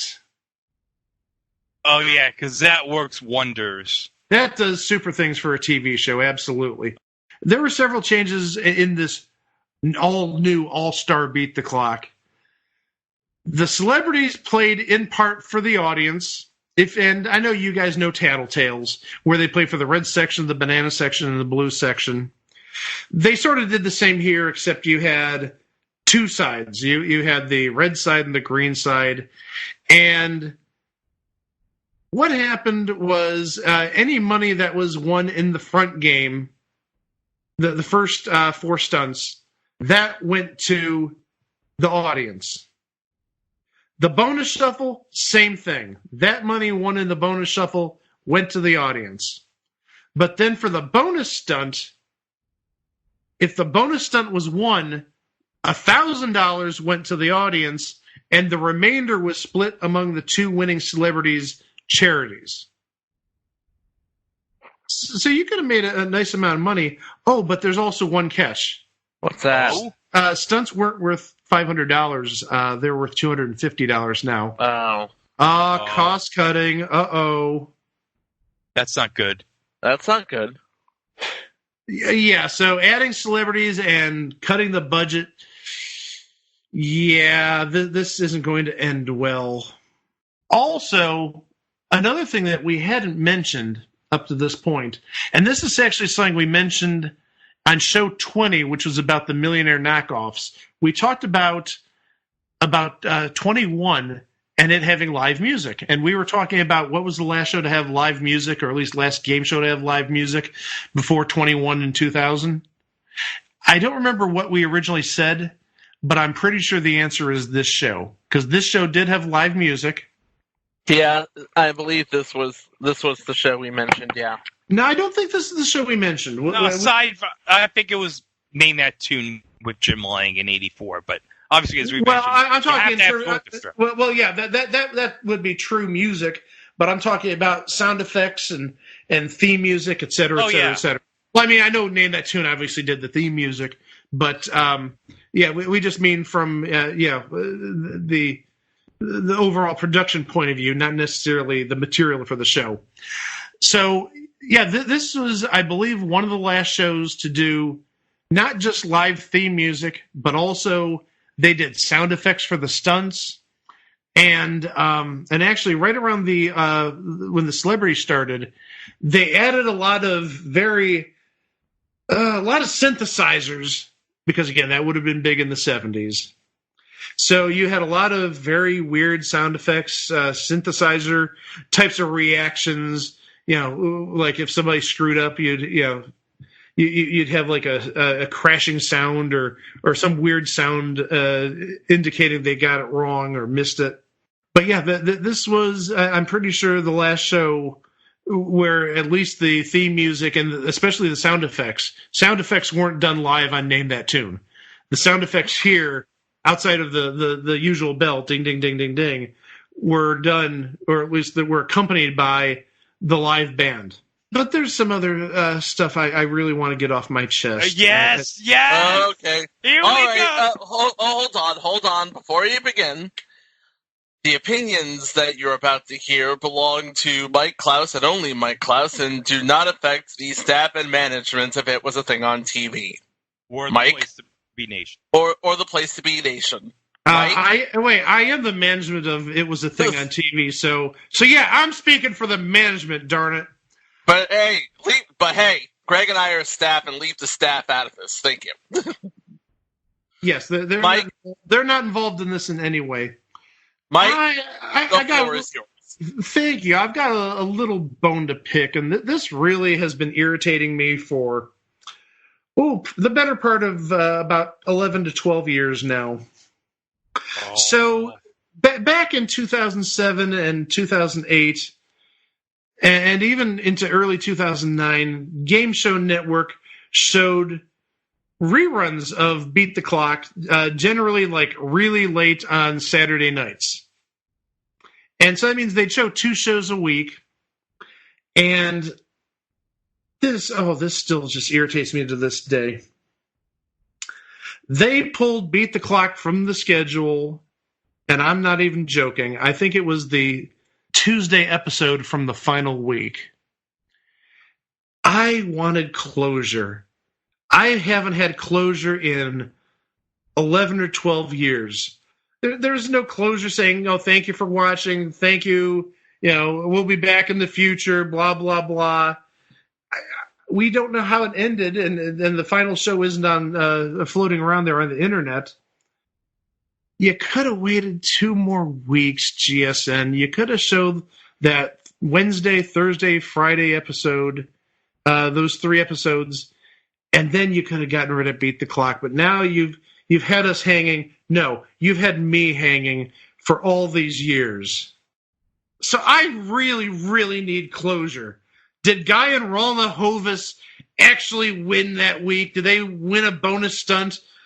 Did Monty Hall thank the cast and crew and Jack Nars, who was the announcer and executive producer of the show? What happened? We need closure. GSN or Buzzer. Buzzer showed enough episodes. They've gotten into the celebrity run. Show the rest of the celebrity run. I demand closure. Oh, and who's Guy and Ralna Hovis? Yeah, are they Larry Hovis's kids? What's up with that? No, they're not Larry Hovis's kids. Good answer, though. They were regulars on the Lawrence Welk Show. And we all know how popular the Lawrence Welk Show was in 1980. He was just a happening dude with the kids back then. Oh, yeah, he was a happener. Yeah, just listen to the latest Mobituaries with Mo Rock on Lawrence Welk, let me tell you.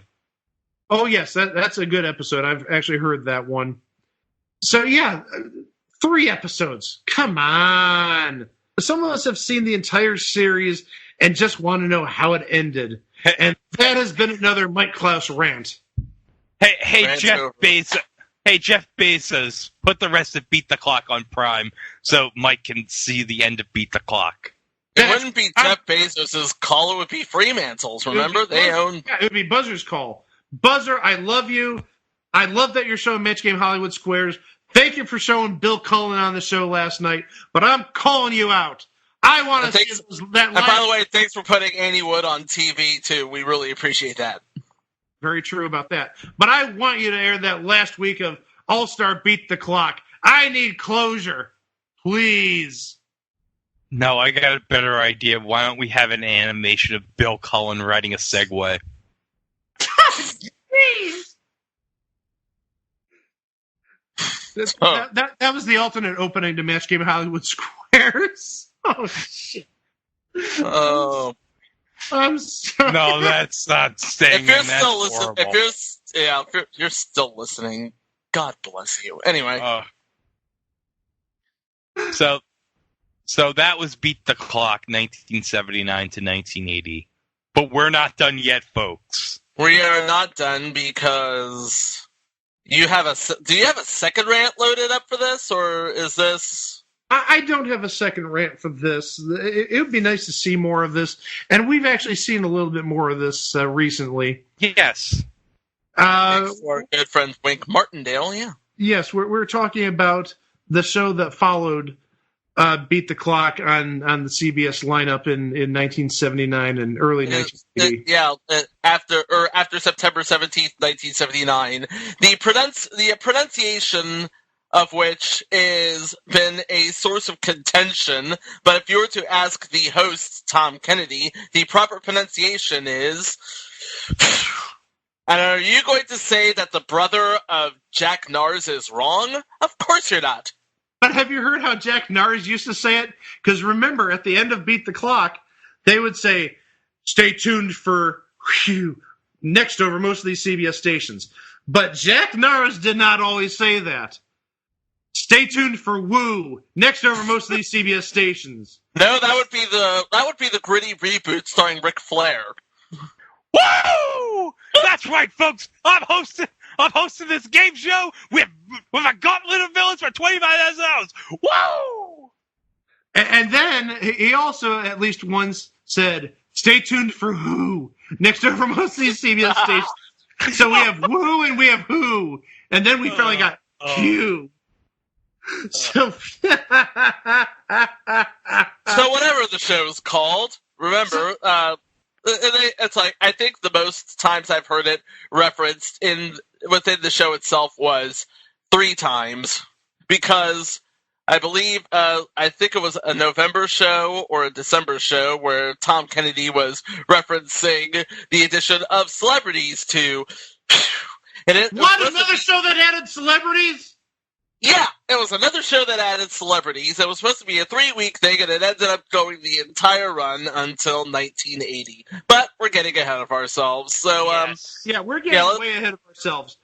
However you pronounce this show, it aired on CBS from April 23rd of 1979 until May 30th of 1980 for 247 episodes.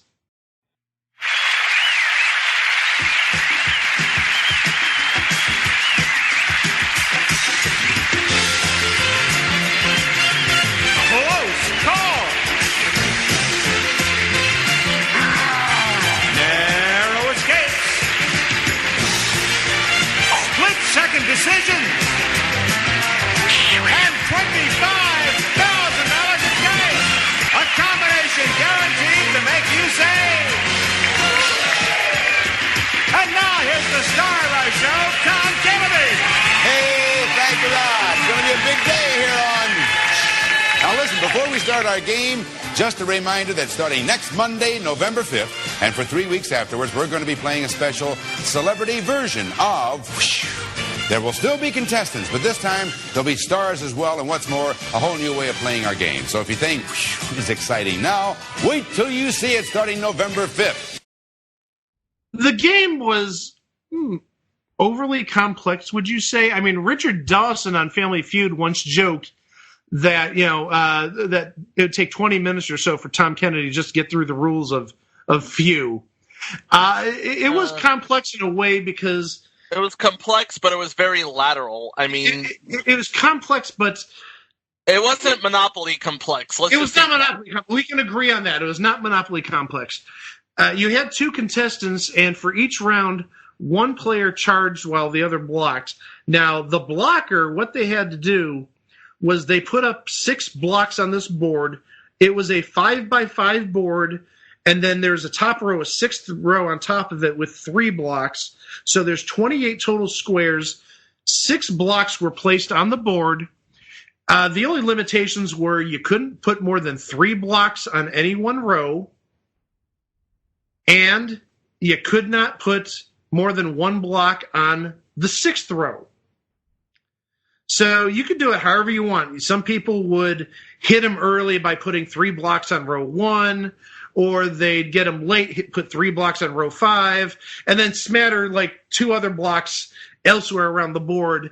And then everybody, I don't think I've ever seen an example where somebody did not put a block on that 6th row. Mm-hmm.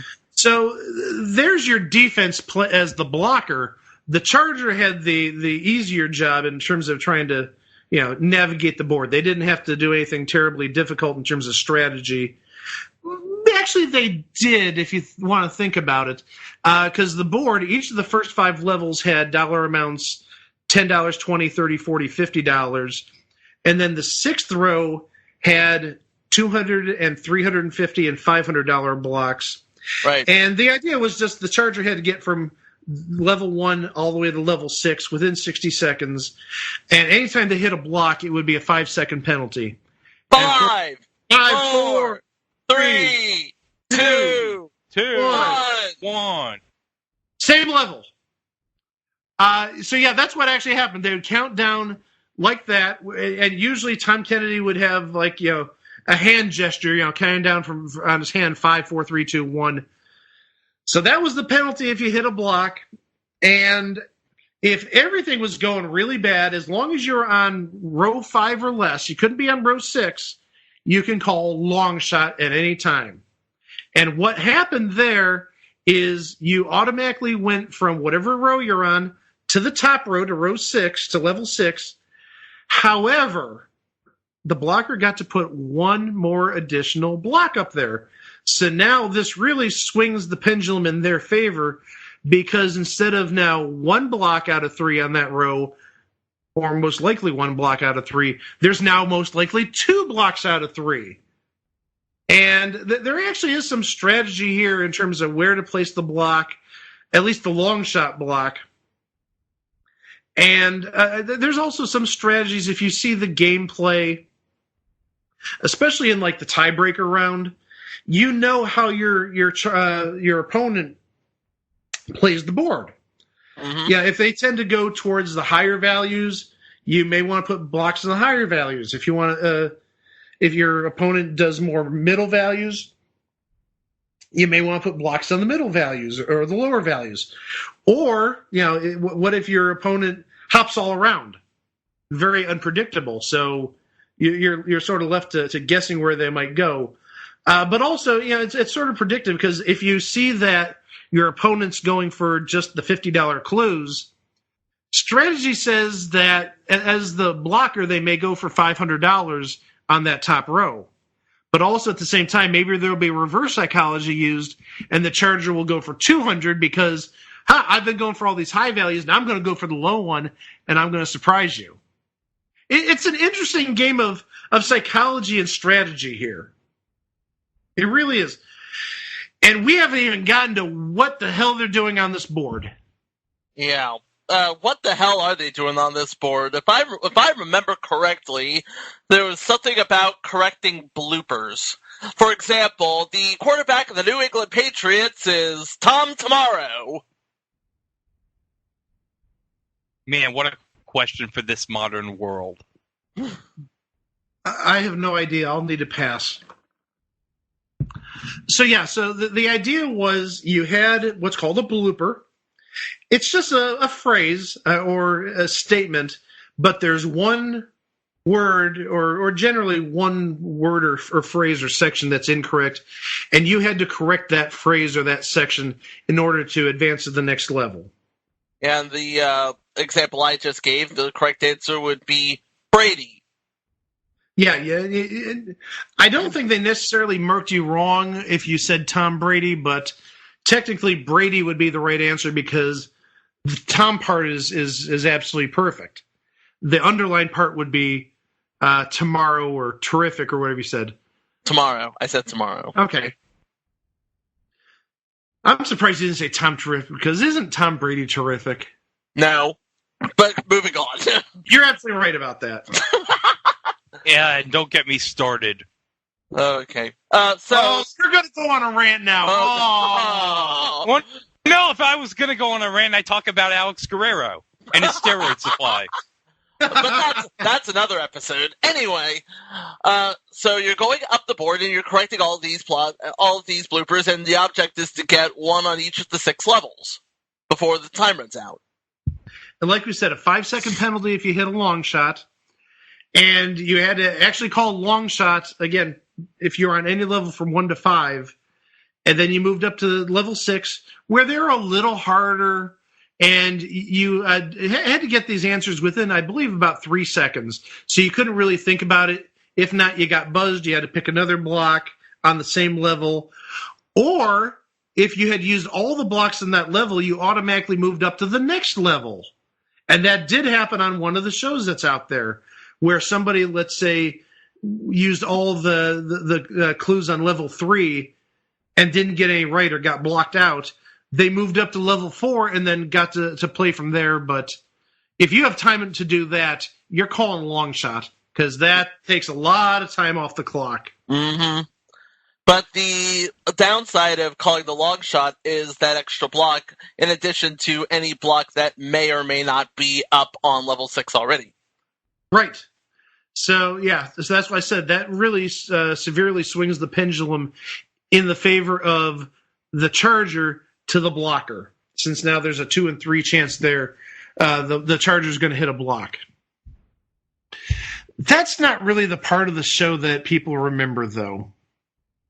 That was sort of like the appetizer to the main course. The main course was the Gauntlet of Villains. Oh. If you're a viewer between probably 45 and maybe 55 or even older, you would remember this from your childhood. This is something that you don't forget.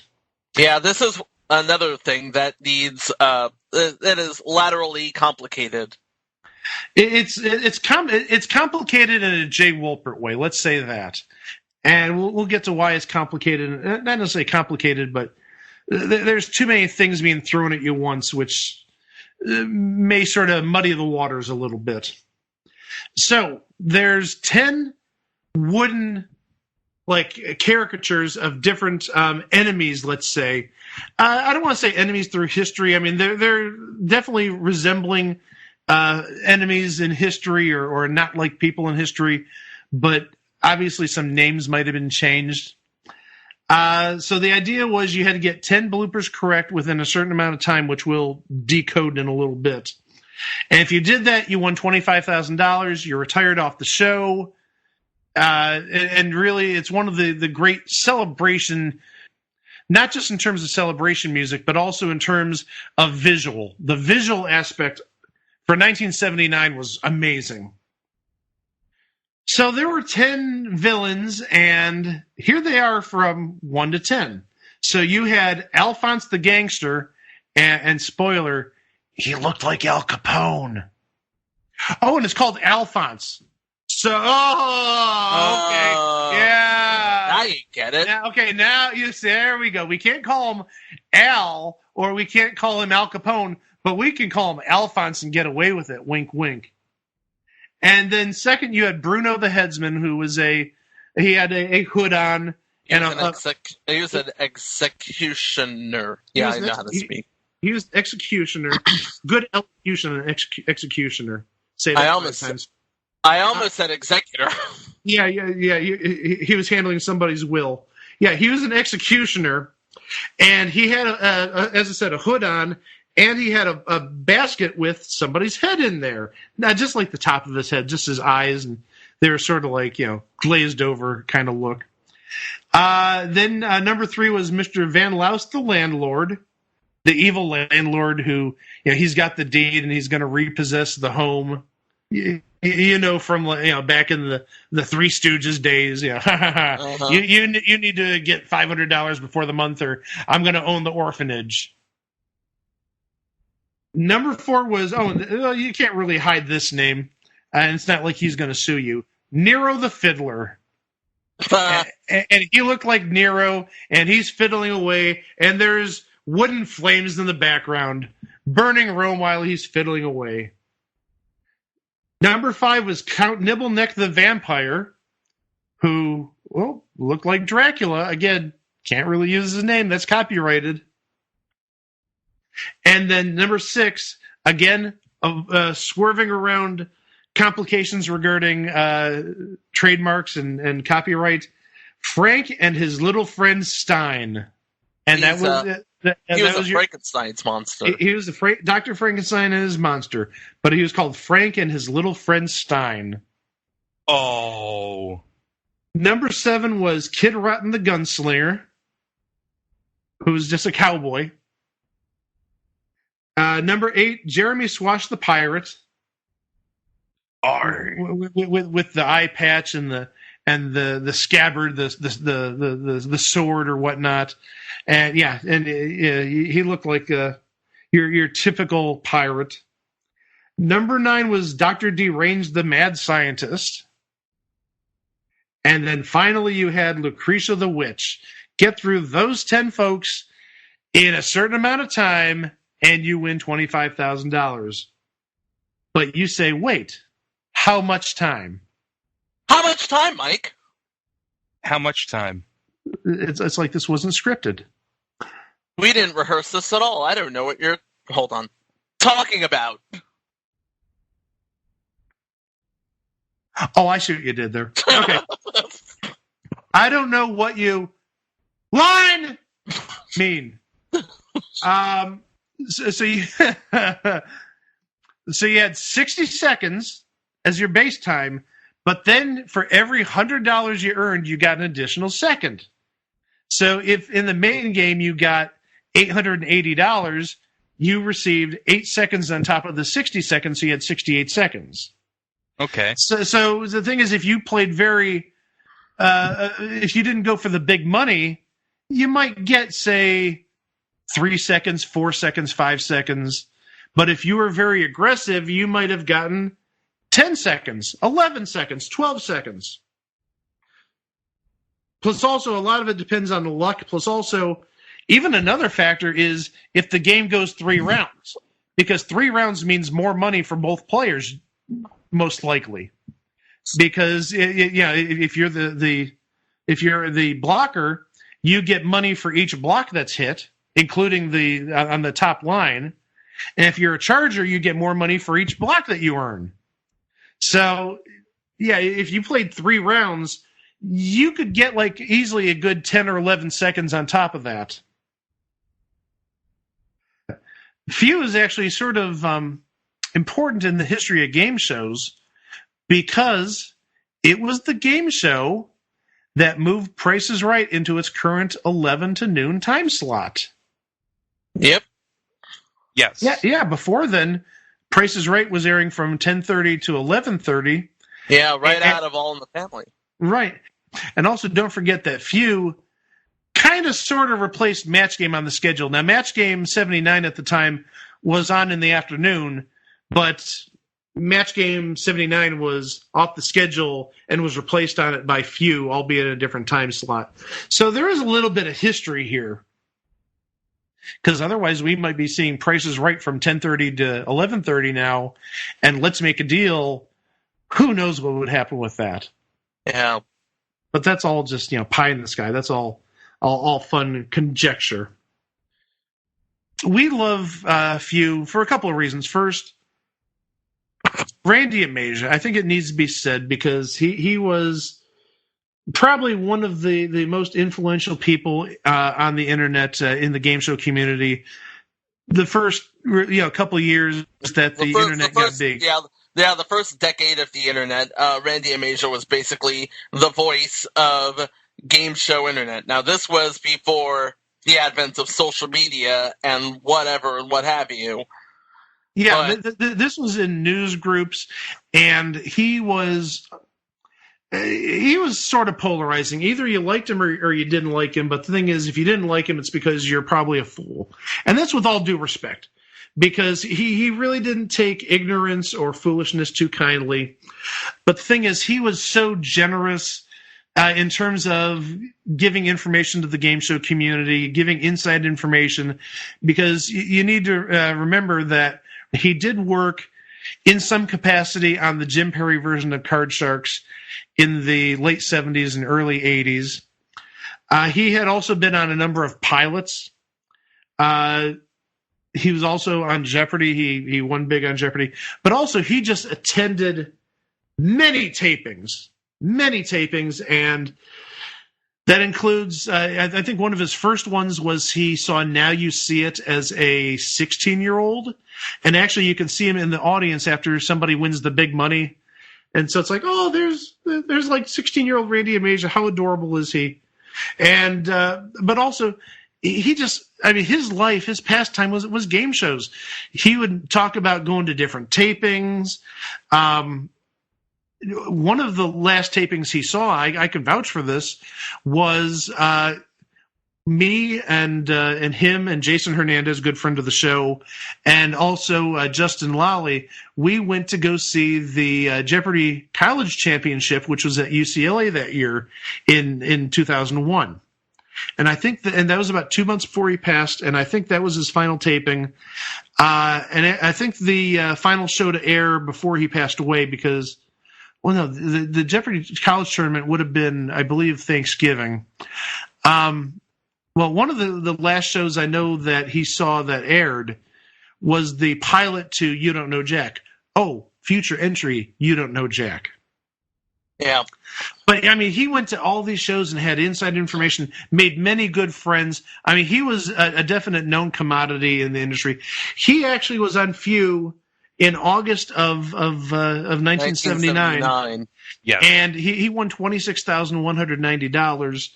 And as he used to say, as he told it, he had the first episode. The first episode has been highly recycled throughout the game show community for 25 years now. But the second episode eluded him quite a bit. And get your tissues ready, because this really is a sad little story. Oh. So a number of people went to extreme lengths to find his second episode. And we actually did find it. It's out there. It's online, I'm sure. Randy Amasia unfortunately passed on December 12th of 2001. And I'm not even joking. We found the tape. We had a courier send it to his house, to his mother's house. And unfortunately, it got there, I want to say, like 2 hours after he passed. he didn't get a chance to see his second episode. And that's just heartbreaking. That's he worked so hard for years to get that second episode, and he had it, or almost had it, within literally a matter of hours. And but to put a humorous twist on it, just so we don't get all sad and stuff. Randy used to say that he had a coworker who was supposed to tape both episodes, and the coworker taped the first episode, but didn't tape the second episode. By no coincidence, possibly, that coworker didn't work with Randy much longer. Boy, karma's a bee, isn't it?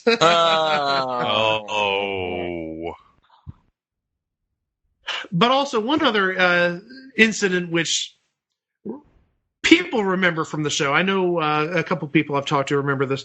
There was a contestant, and don't write me letters, this is the name he had on his name tag. His contestant name was Blackie. What? Blackie. Blackie? And again, not to stereotype, guess what race he was? Hint, not Chinese. So Blackie, he won the main game, and in his excitement, he broke his ankle. Oh. So they couldn't run the gauntlet with him then, because obviously he's probably in an emergency room, getting his ankle worked on. But he came back with Pomp and Circumstance playing in the background and ran the gauntlet. And guess what? The new ankle must have been lucky. He won $25,000. Oh, that's wow. Amazing. And this is not out on the internet, so this is just through word of mouth. But I've heard multiple people talk about him. So this obviously occurred. This wasn't some sort of fever dream or anything. So this was a thing on TV. This definitely was the thing on TV. Absolutely. Okay. And yeah, we tend to make fun of some shows here, but I'm sorry. These are two beloved shows to me. Beat the Clock is a beloved show to you? Beat the Clock I remember seeing as a little kid. And again, we're talking now 40 plus years ago. And I even remember when my sister was born, I was in the hospital, and guess what was on TV? You and the Price is Right. Aww. And I remember that like it was just yesterday, even though it was well over 40 years ago. And I even remember what I was eating that day because I haven't eaten it since Apple Jacks. Oh, don't you dare knock Apple Jacks, Mike. I'm not knocking Apple Jacks. I just said I haven't eaten them again. Okay. I remember what I ate on September 12th of 1979, but I don't know where my car keys are. Yeah, hey, you know what? That could happen to anybody. That could happen to anybody. Hey, guys! Before we sign up, we forgot to mention what happened to you at the end of the run. What happened to at the end of the run? Well, aren't you going to tell me? Greg forgot. You forgot about the celebrity run of because in November of 1979, it was supposed to be a thing for 3 weeks. But it ended up being a permanent thing that celebrities were teamed up with the contestants to play the game. Now, and ultimately that didn't help matters because I'm looking at the schedule. You know what was going up against in 1980? What would ultimately be the final season of the Hollywood Squares. By the way... More about that in June, though. That's another episode. Yep. But, and the game was changed a little bit because if one team won both games in a row, the winning team would actually play the house. There would be a prearranged, don't know if it was necessarily random, arrangement of blocks on the board, and they got a chance to earn more time and more money by playing that board. In the Gauntlet of Villains, one person, whether it was the celebrity or the civilian, played the first 5 villains in the Gauntlet, and the other person took the second half, the second 5. The rules were still the same: 60 seconds plus a second for each, $100, $25,000 if won, immediate retirement if won, for the contestant, not the celebrity, obviously. But just like Beat the Clock, just like Hot Potato, adding celebrities and the name celebrity to your game doesn't necessarily make it a better game. No, it doesn't. And usually it's the death knell. Yes, it is. And who was on the final week of Celebrity Feud, you might ask? Who was on the final week of Celebrity Feud? Betty White and John Saxon. And to call back to episode 23, John Saxon, who, of course, many of you will know from A Nightmare on Elm Street, has the card in Donruss Americana. And guess who just bought a signed material card of his from that set for $2.99 on eBay last month? You! Well, it wasn't me. Well, yes, of course it was me, because I hate money. No, it's I love money, and that's another entry on the list. Yeah, I was going to say, that's another entry talking about trading cards and TV shows, but yeah, that's another day. Yep, so... CBS we forgot one more important thing. What's that? Who did the theme music? Oh, yeah, it's me, Alan Thicke. How you guys doing? Oh, shut up, Chico. It's me, Alan Thicke. I did the theme music. Jeez. Of course, this would be before. This is basically Alan Thicke, known as a composer and not so much a bumbling father figure, or talk show host, or Jason Seaver or anything like that. Yes, this is a good half decade before, at least he got into the sitcom business. But even still, probably about 3 or 4 years before he got into the talk show business. Yeah, this was, and to be sure, before he got up with Gloria Loring and created 1/4 of the panel on The Masked Singer. I was wondering how you're going to phrase that. I was wondering how Chico was going to work Robin in. Well, now you know. Bing! Anyway. Plus, and I'm going to add even one more thing. What's that? The opening sequence to Few. Do you know who did that? Hanna-Barbera. I totally forgot about this. Hanna-Barbera. That was Hanna-Barbera, yeah. Yeah, the opening to Few, the animation, was actually done by Hanna-Barbera, which is kind of cool. That's kind of amazing that Hanna-Barbera did the opening animation for the show created by one of the future writers of Pirates of the Caribbean. He's a jack of all trades. What can you say? Well, I know what you can say. CBS Game Shows Not Named Price is Right in 1979. You either loved them or you hate them. But whether you loved them or hate them, they were things on TV.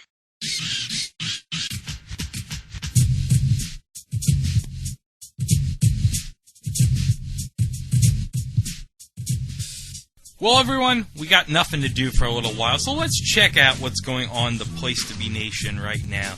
In the latest episode of the Brother Sister Rewatch podcast, Kevin and Mary looked at episodes 13 and 14 of The Office's 5th season, Prince Paper Company, and Stress Relief Part 1. They covered a myriad of topics, such as Mike facing an ethical dilemma, an amazing cold open, David Wallace as a perfect straight man, and the siblings heap a massive amount of praise of a certain episode. In the latest episode of Great Debate, host Andy Afferton is joined by Jacob Williams, Logan Carsling, Scott Shiflett, and Sean Kidd.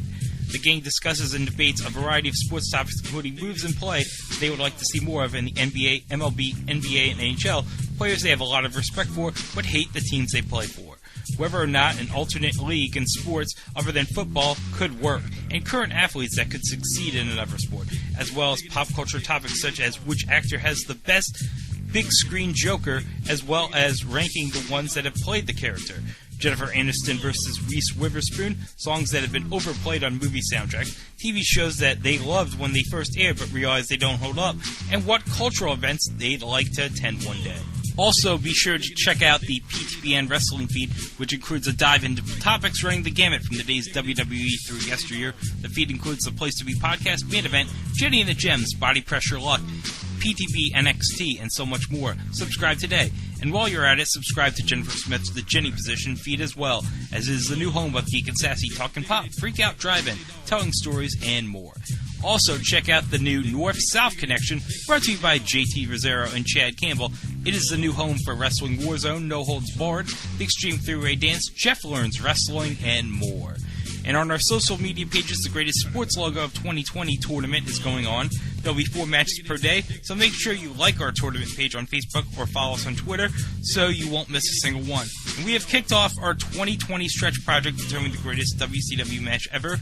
We have all year to do research, promote message, and build your list. Conversation rules can be found at www.facebook.com/GWCW matches or on the Pro Wrestling Only message board. And be sure not to forget to check out PlaceToBeNation.com each and every day. We have new voices and fresh takes, wiki articles on topics in the worlds of wrestling, sports, and pop culture, including Trent's SmackDown on Fox Report, This Week in the WWE by John Crow, Paulie's Perspective, Jason's DVD Deep Dive, and Ben's Unpopular Opinion. And don't forget to check out veteran columns like Glenn Butler's Wednesday Walk Around the Web. And if you're doing online shopping over at Amazon.com, be sure to click on the Amazon banner on the right side of the PTBN homepage or use www.placetobenation.com/Amazon. And it takes you right to Amazon and helps out PTBN at no cost to you. All right, and let's get into our third and final topic of the day. And last month marked the 100th birthday of one of the legends in the television game show genre, Bill Cullen, and we will celebrate the occasion of his 100th birthday by looking at 3 of, well, his lesser-known shows. And those happen to be Winning Streak, The Love Experts, and Pass the Buck. Episode 32, Submission 184, the Bill Cullen Centennial Tribute. We're going to look at 3 shows that Bill hosted over the years. Not necessarily great shows, but 3 shows he did nonetheless. Well, let's start off by talking about Bill. I think most of our listeners know who he is, but he's the dean of game shows. I'm plain and simple. You give him a show, even if it's a bad show like the 3 shows that we're going to talk about, he turns lemons into lemonade. Would you agree with that, gentlemen? Yes. Indeed. And he's hosted so many shows over the years, so many good shows. The original Price is Right, and I Guess, and 3 on a Match, and Child's Play, and Joker's Wild. Oh, and some show that Gene Wood and Johnny Olsen were pitching this week on Match Game Hollywood Squares. Hot Potato! Hot Potato! Hot Potato! From Hot Potato, Bill Cullen.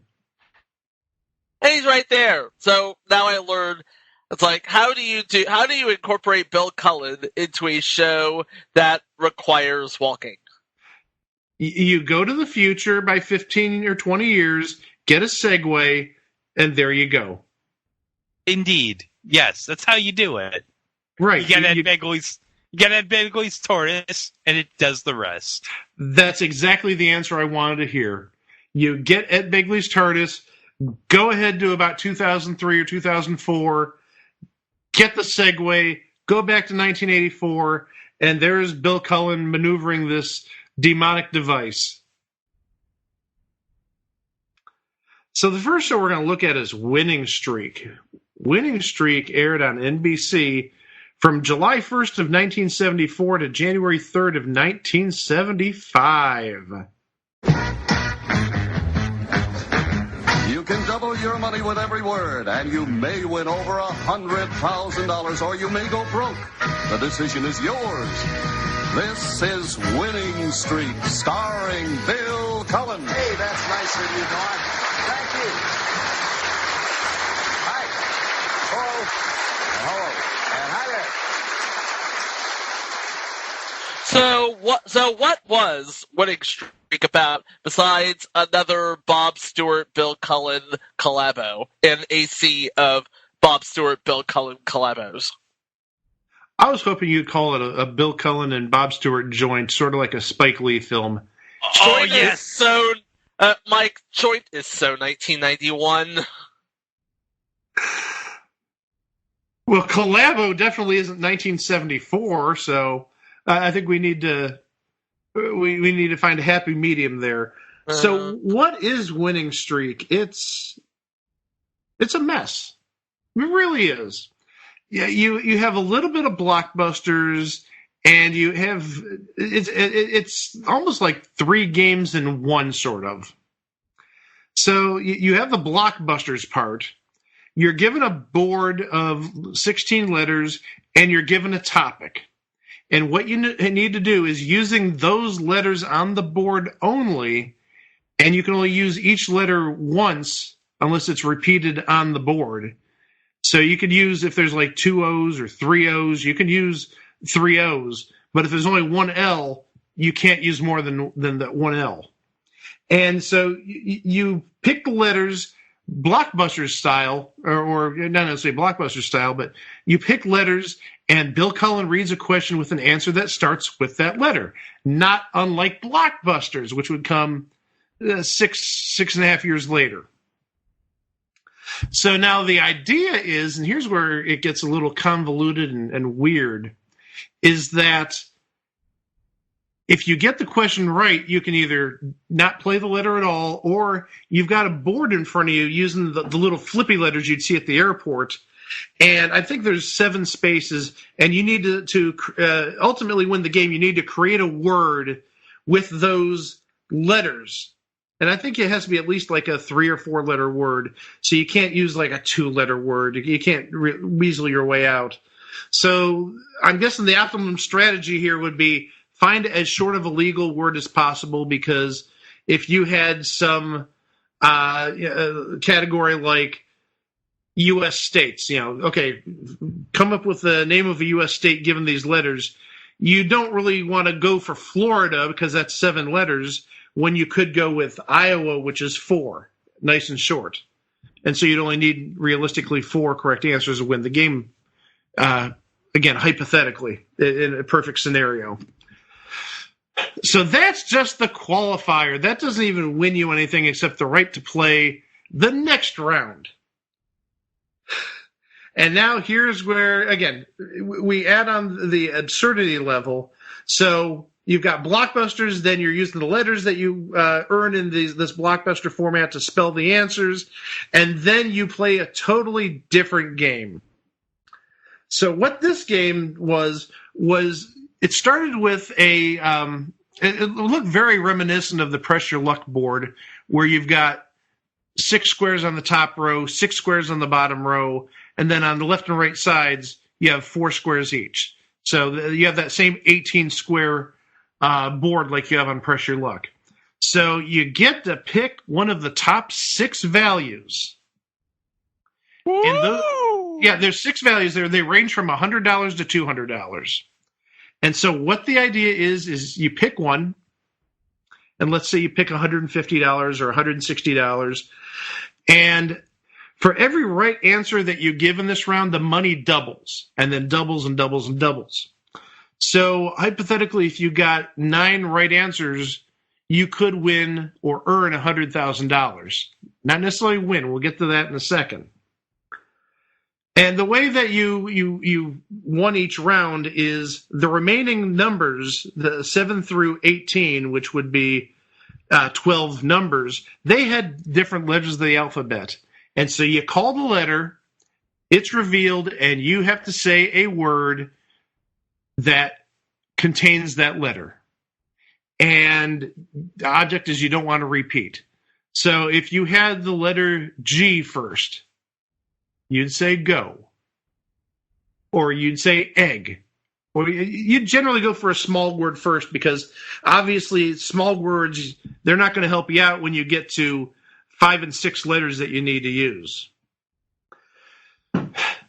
So, as I said, you don't win anything at this point, Because now, first off, if you don't have a valid word, you lose. So you got to play it very strategically, but also at any time you can stop. So if you're happy with, let's say, doubling your $150, well, 3 times, which would be 4 right answers, $150 for the first, then $300, $600, $1,200. Then, okay, there's $1,200 in there, but now we need to go back and do the whole thing over again where we go to that board and we play blockbusters-ish, and then somebody has to spell a valid answer to whatever that category is, and then we repeat this cycle all over again with the second player, where pick a dollar amount, and then we'll go pick one of the 12 remaining squares for the letter, and again, play until you stop or you ultimately get it wrong. And in that case, if you ever bombed out of the bonus game, your opponent automatically won. So I'm guessing it doesn't matter if it's the first person who plays or the second, which would really, well, you're sort of playing against the house if you're the second person. So that's not too bad, but obviously if you lose there, yeah, you could have had, your $1,200 in your pocket, but you decide to risk it. And then what happens is if both people stop with their money, they go into a showdown. They play the same whole thing again, except you're not picking dollar amounts. You're just picking letters, and you're going back and forth. And the idea is whoever misses or gives an invalid word loses, and the person who survives wins both amounts of money. So that's why I said you can't. If you get the $100,000, you haven't won it yet until you beat your opponent in that other round. So the opponent could win the $100,000. Again, hypothetically. And this show is just so bland and boring and confusing, but also there's a rule in. I was about to say, there's a rule in game show development. I believe Mark Goodson's the one who first proposed it. If you can't describe it in one sentence, it's too complex. And this looks like you're going on in paragraphs. Well, there's also a certain acronym, KISS. Keep it simple, stupid. Keep it simple, dumbass. I mean, stupid. Right. Well, but there's also one other little thing. You remember last week we talked about Beat the Clock back in 1979 and 80, and we added the celebrities, and we talked about the really major part of the gameplay that changed, that the money got cut. Yeah. Well, guess what? This was redone later in the show, and the money was cut. So instead of the double, you just earned whatever you picked in that top row for each letter you added. So there goes the chance at $100,000, unless somehow there's 500 letters up there that you could play. It reeks of Bob Stewart being a little cheap, but also maybe, and again, we don't know if this ever happened, and we'll mention why in a moment. Maybe somebody took Bob Stewart and NBC for $30,000, $40,000 on one game. You never know. I mean, it really depends what letters are on the board. If you get like some ING-ED combination, something inged, that's probably not too hard to find, 8 letters that you could say, rehinged or something, or something inged, or de-blanking. So, I mean, it's all hypothetical, but yeah, there had to be a reason that they cut the money, and I bet you it's because somebody took them for a good amount. Yeah. But we were talking about the show itself, and how there's a lot of conjecturing here. The main reason is because there is known to be one full episode which exists. There's a snippet of another episode, but there's one complete episode known to exist, And Greg, you mentioned earlier, before we started, the story of that episode. Do you want to share that with everybody? Yes, and this is from the website BillCullen.net, which is a fine website detailing the career of Mr. Cullen, and it's created by two people we know very well. Yes, good friends of the podcast, Matt Ottinger and Adam Neediff. Thank you, guys. You guys are doing great work on your site, and please go visit them, BillCullen.net. Okay, Greg, what's the story about the single episode? Okay, so the episode of Winning Streak that survives is from August 9th of 1974, which would have been the day that Richard Nixon resigned. So Adam and Matt's theory is that the episode was originally preempted for news coverage and ended up in some different stack of tapes that survived when others were destroyed. So the most widely seen remnant of Winning Streak is an episode that pretty much did not air on the date it was supposed to air. So, yeah, I mean, this series would be pretty much entirely wiped if it wasn't for Richard Nixon. So, thank your tricky dick wherever you are. Thanks, I guess? Well, at least we get to see it. I mean, that's, sort of a positive. Hey, I'll let Dick know on his parody Twitter account. Oh, jeez. Well, that was Winning Streak. Next up, we're going to talk about Bill actually not really in a game show situation, even though it's sort of classified as a game show. He hosted a show back in 1978 called The Love Experts. The Love Experts aired in syndication, daily syndication, from September 18th of 1978 to September 7th of 1979. For pretty Linda Kalina, night and day has become night or day. Kristen Gunderson is a tall blonde with a very interesting short story. And can you picture Muffy Durham in a see-through apron? They're all here to tell their stories to Joanne Worley, Jeff Edwards, Elaine Joyce, and Soupy Sales on The Love Experts, starring Bill Cullen. Thank you all. Yay, well, what the heck? You sing one, you sing them all, I always say. Thank you, Jack, and thank you, and welcome to The Love Experts.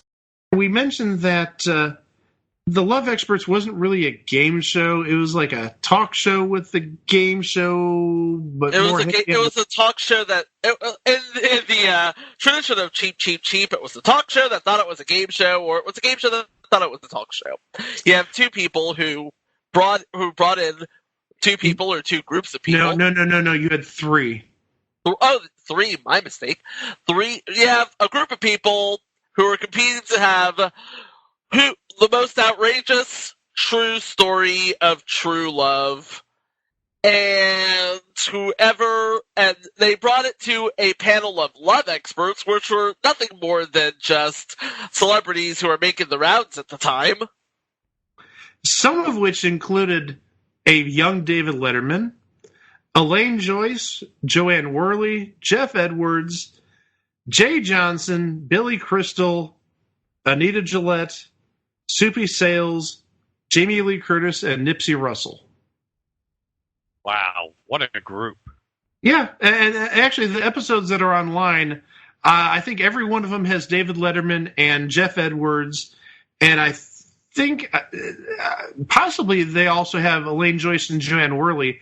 Going through the list of names I mentioned earlier, I don't remember seeing Anita Gillette. I don't remember seeing Nipsey Russell, Jamie Lee Curtis, Jay Johnson, any of those folks. Okay, now hold on. I'm going to stop you right there, because Rhonda Shear, who's actually on an episode of The Love Experts, posted her segment on her YouTube account, which is, by the way, still a really good YouTube account. And one of the panelists, I believe David Letterman, was on that same panel, but so is Jamie Lee Curtis. Well, I was talking about the full episodes. I know her segment is in there, and she actually talks about that. But in terms of full episodes, I do believe that David Letterman, Elaine Joyce, Joanne Worley, Jeff Edwards are the celebrities on the shows that are online. And also, I'll take partial blame for this because these are shows that I originally purchased back off. They're originally shows I purchased off of eBay back around like 2000, 2001. So you're welcome, America. You're responsible for that. I'm responsible for everything. I'm responsible for Love Experts. I'm responsible for Malcolm, future installment, by the way. I'm responsible for everything. Just place all your blame right at my shoulders. Yeah, I've been blaming you for almost 20 years about Malcolm. And I'm sure you're going to have a good time when we talk about it soon. Yeah, it's going to be a good time, all right. Yeah, well, for somebody, I think. So you'd have three guests appear and talk about their love lives, and they were odd situations. I can only imagine some of the stories there'd be nowadays, since people are a little more free and open with their, different type of relationship statuses and fetishes and stuff like that. But it was typical, like 70s fare in terms of, swapping partners, or I have a male roommate, and also I live with my sister, so me and my sister are fighting over the roommate or something like that. And the celebrity panel would choose which of these three guests had the most interesting story, and they would win a prize. So it's not unlike, let's say, Queen for a Day, maybe, where not necessarily the best sob story one, but just overall the most interesting or the best story one. Before the big winner of the day was revealed, there would be a Q&A session with the audience where Bill sort of moderated it, and the audience would actually ask the celebrities or Bill himself for advice regarding relationships. Yeah, it's not particularly interesting or fun, but it's definitely something. Yeah. Yep. It was definitely a thing on TV. That's for sure. It was. And you know what else was a thing on TV? What else was a thing on TV? The last entry of the day. Oh, boy. Yes. Here we go. Yep, here we go. Pass the Buck. Pass the Buck aired on CBS from April 3rd of 1978 to June 30th of 1978 for 62 episodes. Ladies and gentlemen, these four players are about to make instant decisions under pressure. Only the last survivor will win the game and all the money on Pass the Buck with your host, Bill Cullen.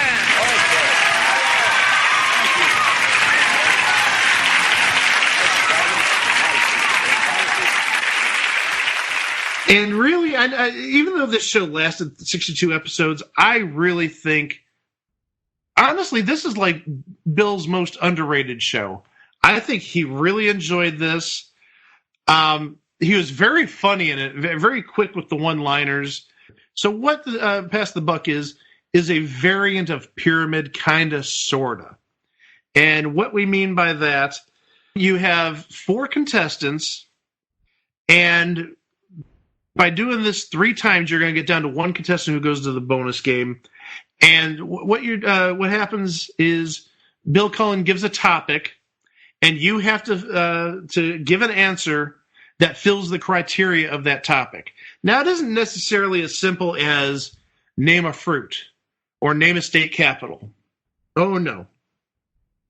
It might be something like, and this is actually one that was used on the show, you had to make a 4-letter sentence. The first word had to be somebody's name, and the fourth word had to rhyme with that person's name. So for example, and this is one that was on the show, Dick has a stick. So what happens is that the bank starts out at $100, and every valid answer gets $25 added to that bank. And play goes down the line, down a row, and then once they get to the end of the row, it repeats back to the beginning of the row, and lather, rinse, repeat until you get a wrong answer or an answer that isn't acceptable. Then the next person in line has to give an acceptable answer to add $25 more to the bank, but also knock out the person that got the wrong answer. And then that losing contestant goes to a bullpen, but isn't out of the game. We'll get to that a little bit later. So the game repeats with 3 players, new category, give right answers until you get an incorrect or unacceptable answer. The next person in the line can knock you out. So you're down to 2 people. Again, $25 for each answer added to the existing bank. And then you repeat that again with the 2 people, going back and forth until one of them gives an unacceptable answer. If the remaining contestant can give a correct answer, they win, again, another $25 in the bank. But they win the entire bank, and that generally could be anywhere from about $600 or $700 up to about $1,000, $1,100, depending on the difficulty of the questions. But also, if you're in a situation where the person before you gave an incorrect answer, if you give an incorrect answer, you're in jeopardy too. So it's possible, and it did happen on the show a few times, where 2 people got knocked out by a third person giving a correct answer. So if you can't give a correct answer yourself, you're in jeopardy, you're at risk, and you'll be off to the bullpen. Or same thing I would assume would happen if 3 people got a wrong answer, one person gets it right, they win everything. But if all 4 people, I don't know what would happen there if all 4 got it correct. They'd probably all stay in and just play it over again, or it would be edited out. This show was... It was complex. It wasn't complex. Actually, I was going to talk about the humor factor. It was very funny. This show was very funny. And actually, again, we're going to talk about BillCullen.net. We're going to talk about our buddy Adam and our buddy Matt. There is an over 26-minute video of highlights from Pass the Buck, including numerous episodes which haven't been seen since 1978, because Game Show Network did air it for a brief while on weekends back in 1997 and I think 1998. And I think they got maybe about 25 episodes in, 24 episodes in. So there were still a good almost 3 dozen or so episodes that hadn't aired. And I personally know that one of the episodes that didn't air that is on this highlight package is from the final episode of Pass the Buck, from episode 62. So definitely go take a look at that highlight video. It'll have you laughing. But now we haven't even gotten to the bonus round.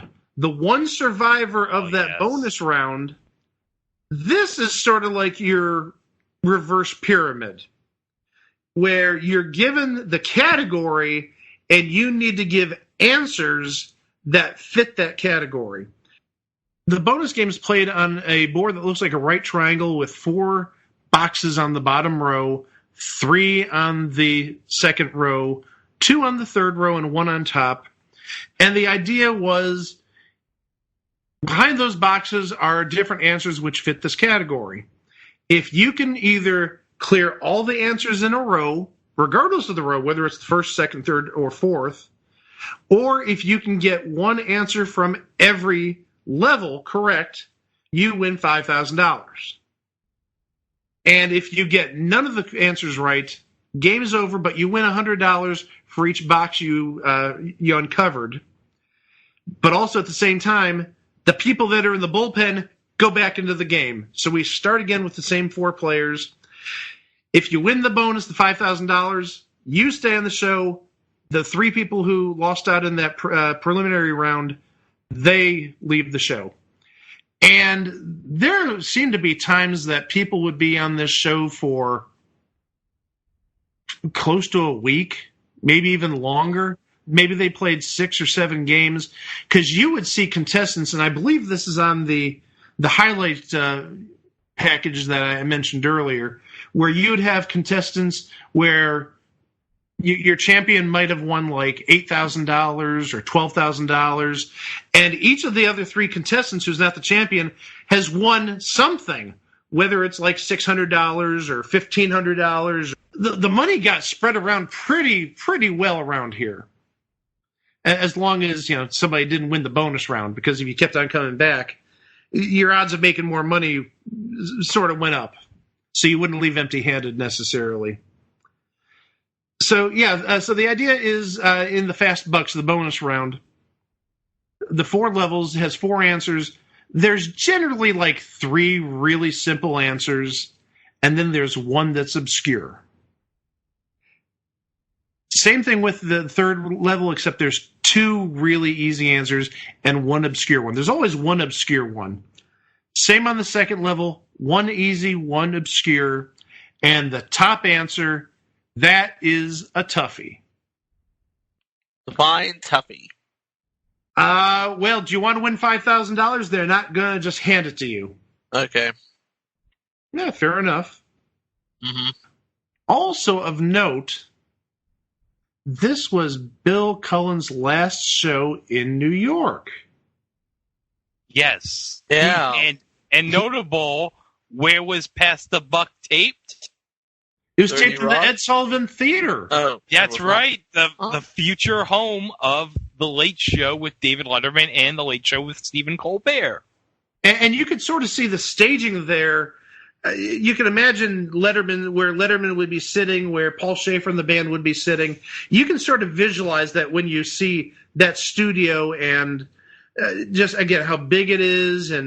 But also when you look at the audience, when they show audience shots, you almost have to say to yourself, oh my gosh, that's the exact type of seating that the Letterman show used, and Colbert. And it had the same exits, same locations.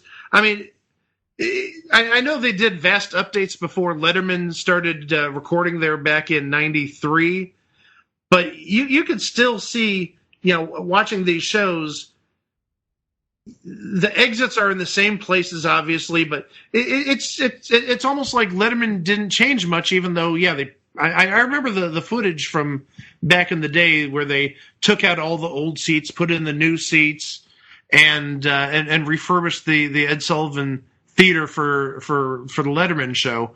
But you can tell, you can sort of picture where everything was with Letterman when you're watching Pass the Buck. Yeah. But this was one of the last shows of a dying breed, game shows in New York, which we'll sort of cover in our next topic. Yeah, we will. But we'll talk about that in a second. Oh, Chico, would you like to sign us off? Okay, so not everything Bill Cullen touched turns to gold, although he did try and make it work as best he could. Shows like Jokers, Blockbusters, Hot Potato, those were all gems. But if you want to talk about Winning Streak and Pass the Buck, you know what you'd be talking about? They were things on TV. Just things on TV. And the Love Experts, too. And the Love Experts, that was a thing on TV, too.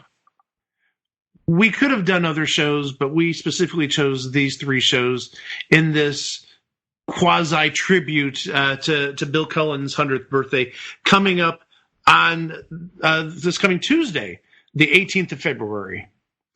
Again, I want to give huge thanks to Adam Nedeff and to Matt Ottinger. They have the definitive Bill Cullen page, and they're constantly adding stuff. I know that recently Adam acquired some videotapes from the collection of Bill Cullen himself, and he's gotten photos and other items from, not necessarily, well, we'll say the estate of Bill Cullen. It's more the estate of Jack Nars, but again, in case you don't know, Jack Nars and Tom Kennedy, for that matter, were brothers-in-law of Bill Cullen. So we're keeping it in the family, if you will. So yeah, definitely they're always adding really good stuff there. They're always posting really cool finds on their Facebook page. Again, go visit them. They are at BillCullen.net. BillCullen.net. And tell them that the folks at It Was a Thing on TV sent you. It won't get you anywhere, but you can tell them that we sent you over there. And also, if you go to the Pass the Buck page, there's a really cool shot of the Ed Sullivan Theater marquee with Pass the Buck on the marquee. We just love the David Letterman show. We really No, that's another entry, but not that. That is another entry. Yes, we love the Late Show with David Letterman era, especially Pat and Kenny read all the transcripts. But that'll be on another show. and we like Late Night with David Letterman, and specifically we like Father Biff. Oh yes, but that's another show for another time. Okay, well, before we go out to Rupert's Hello Deli and get some pastrami, we just want to plug the website, itwasathingontv.com. There you'll find all of our social media feeds, past episodes, and of course, links to where all fine podcasts can be streamed, because you will find It Was a Thing on TV there as well. Including, Spotify, Stitcher, Podbean, of course, and of course our good friends at the Place to Be Nation.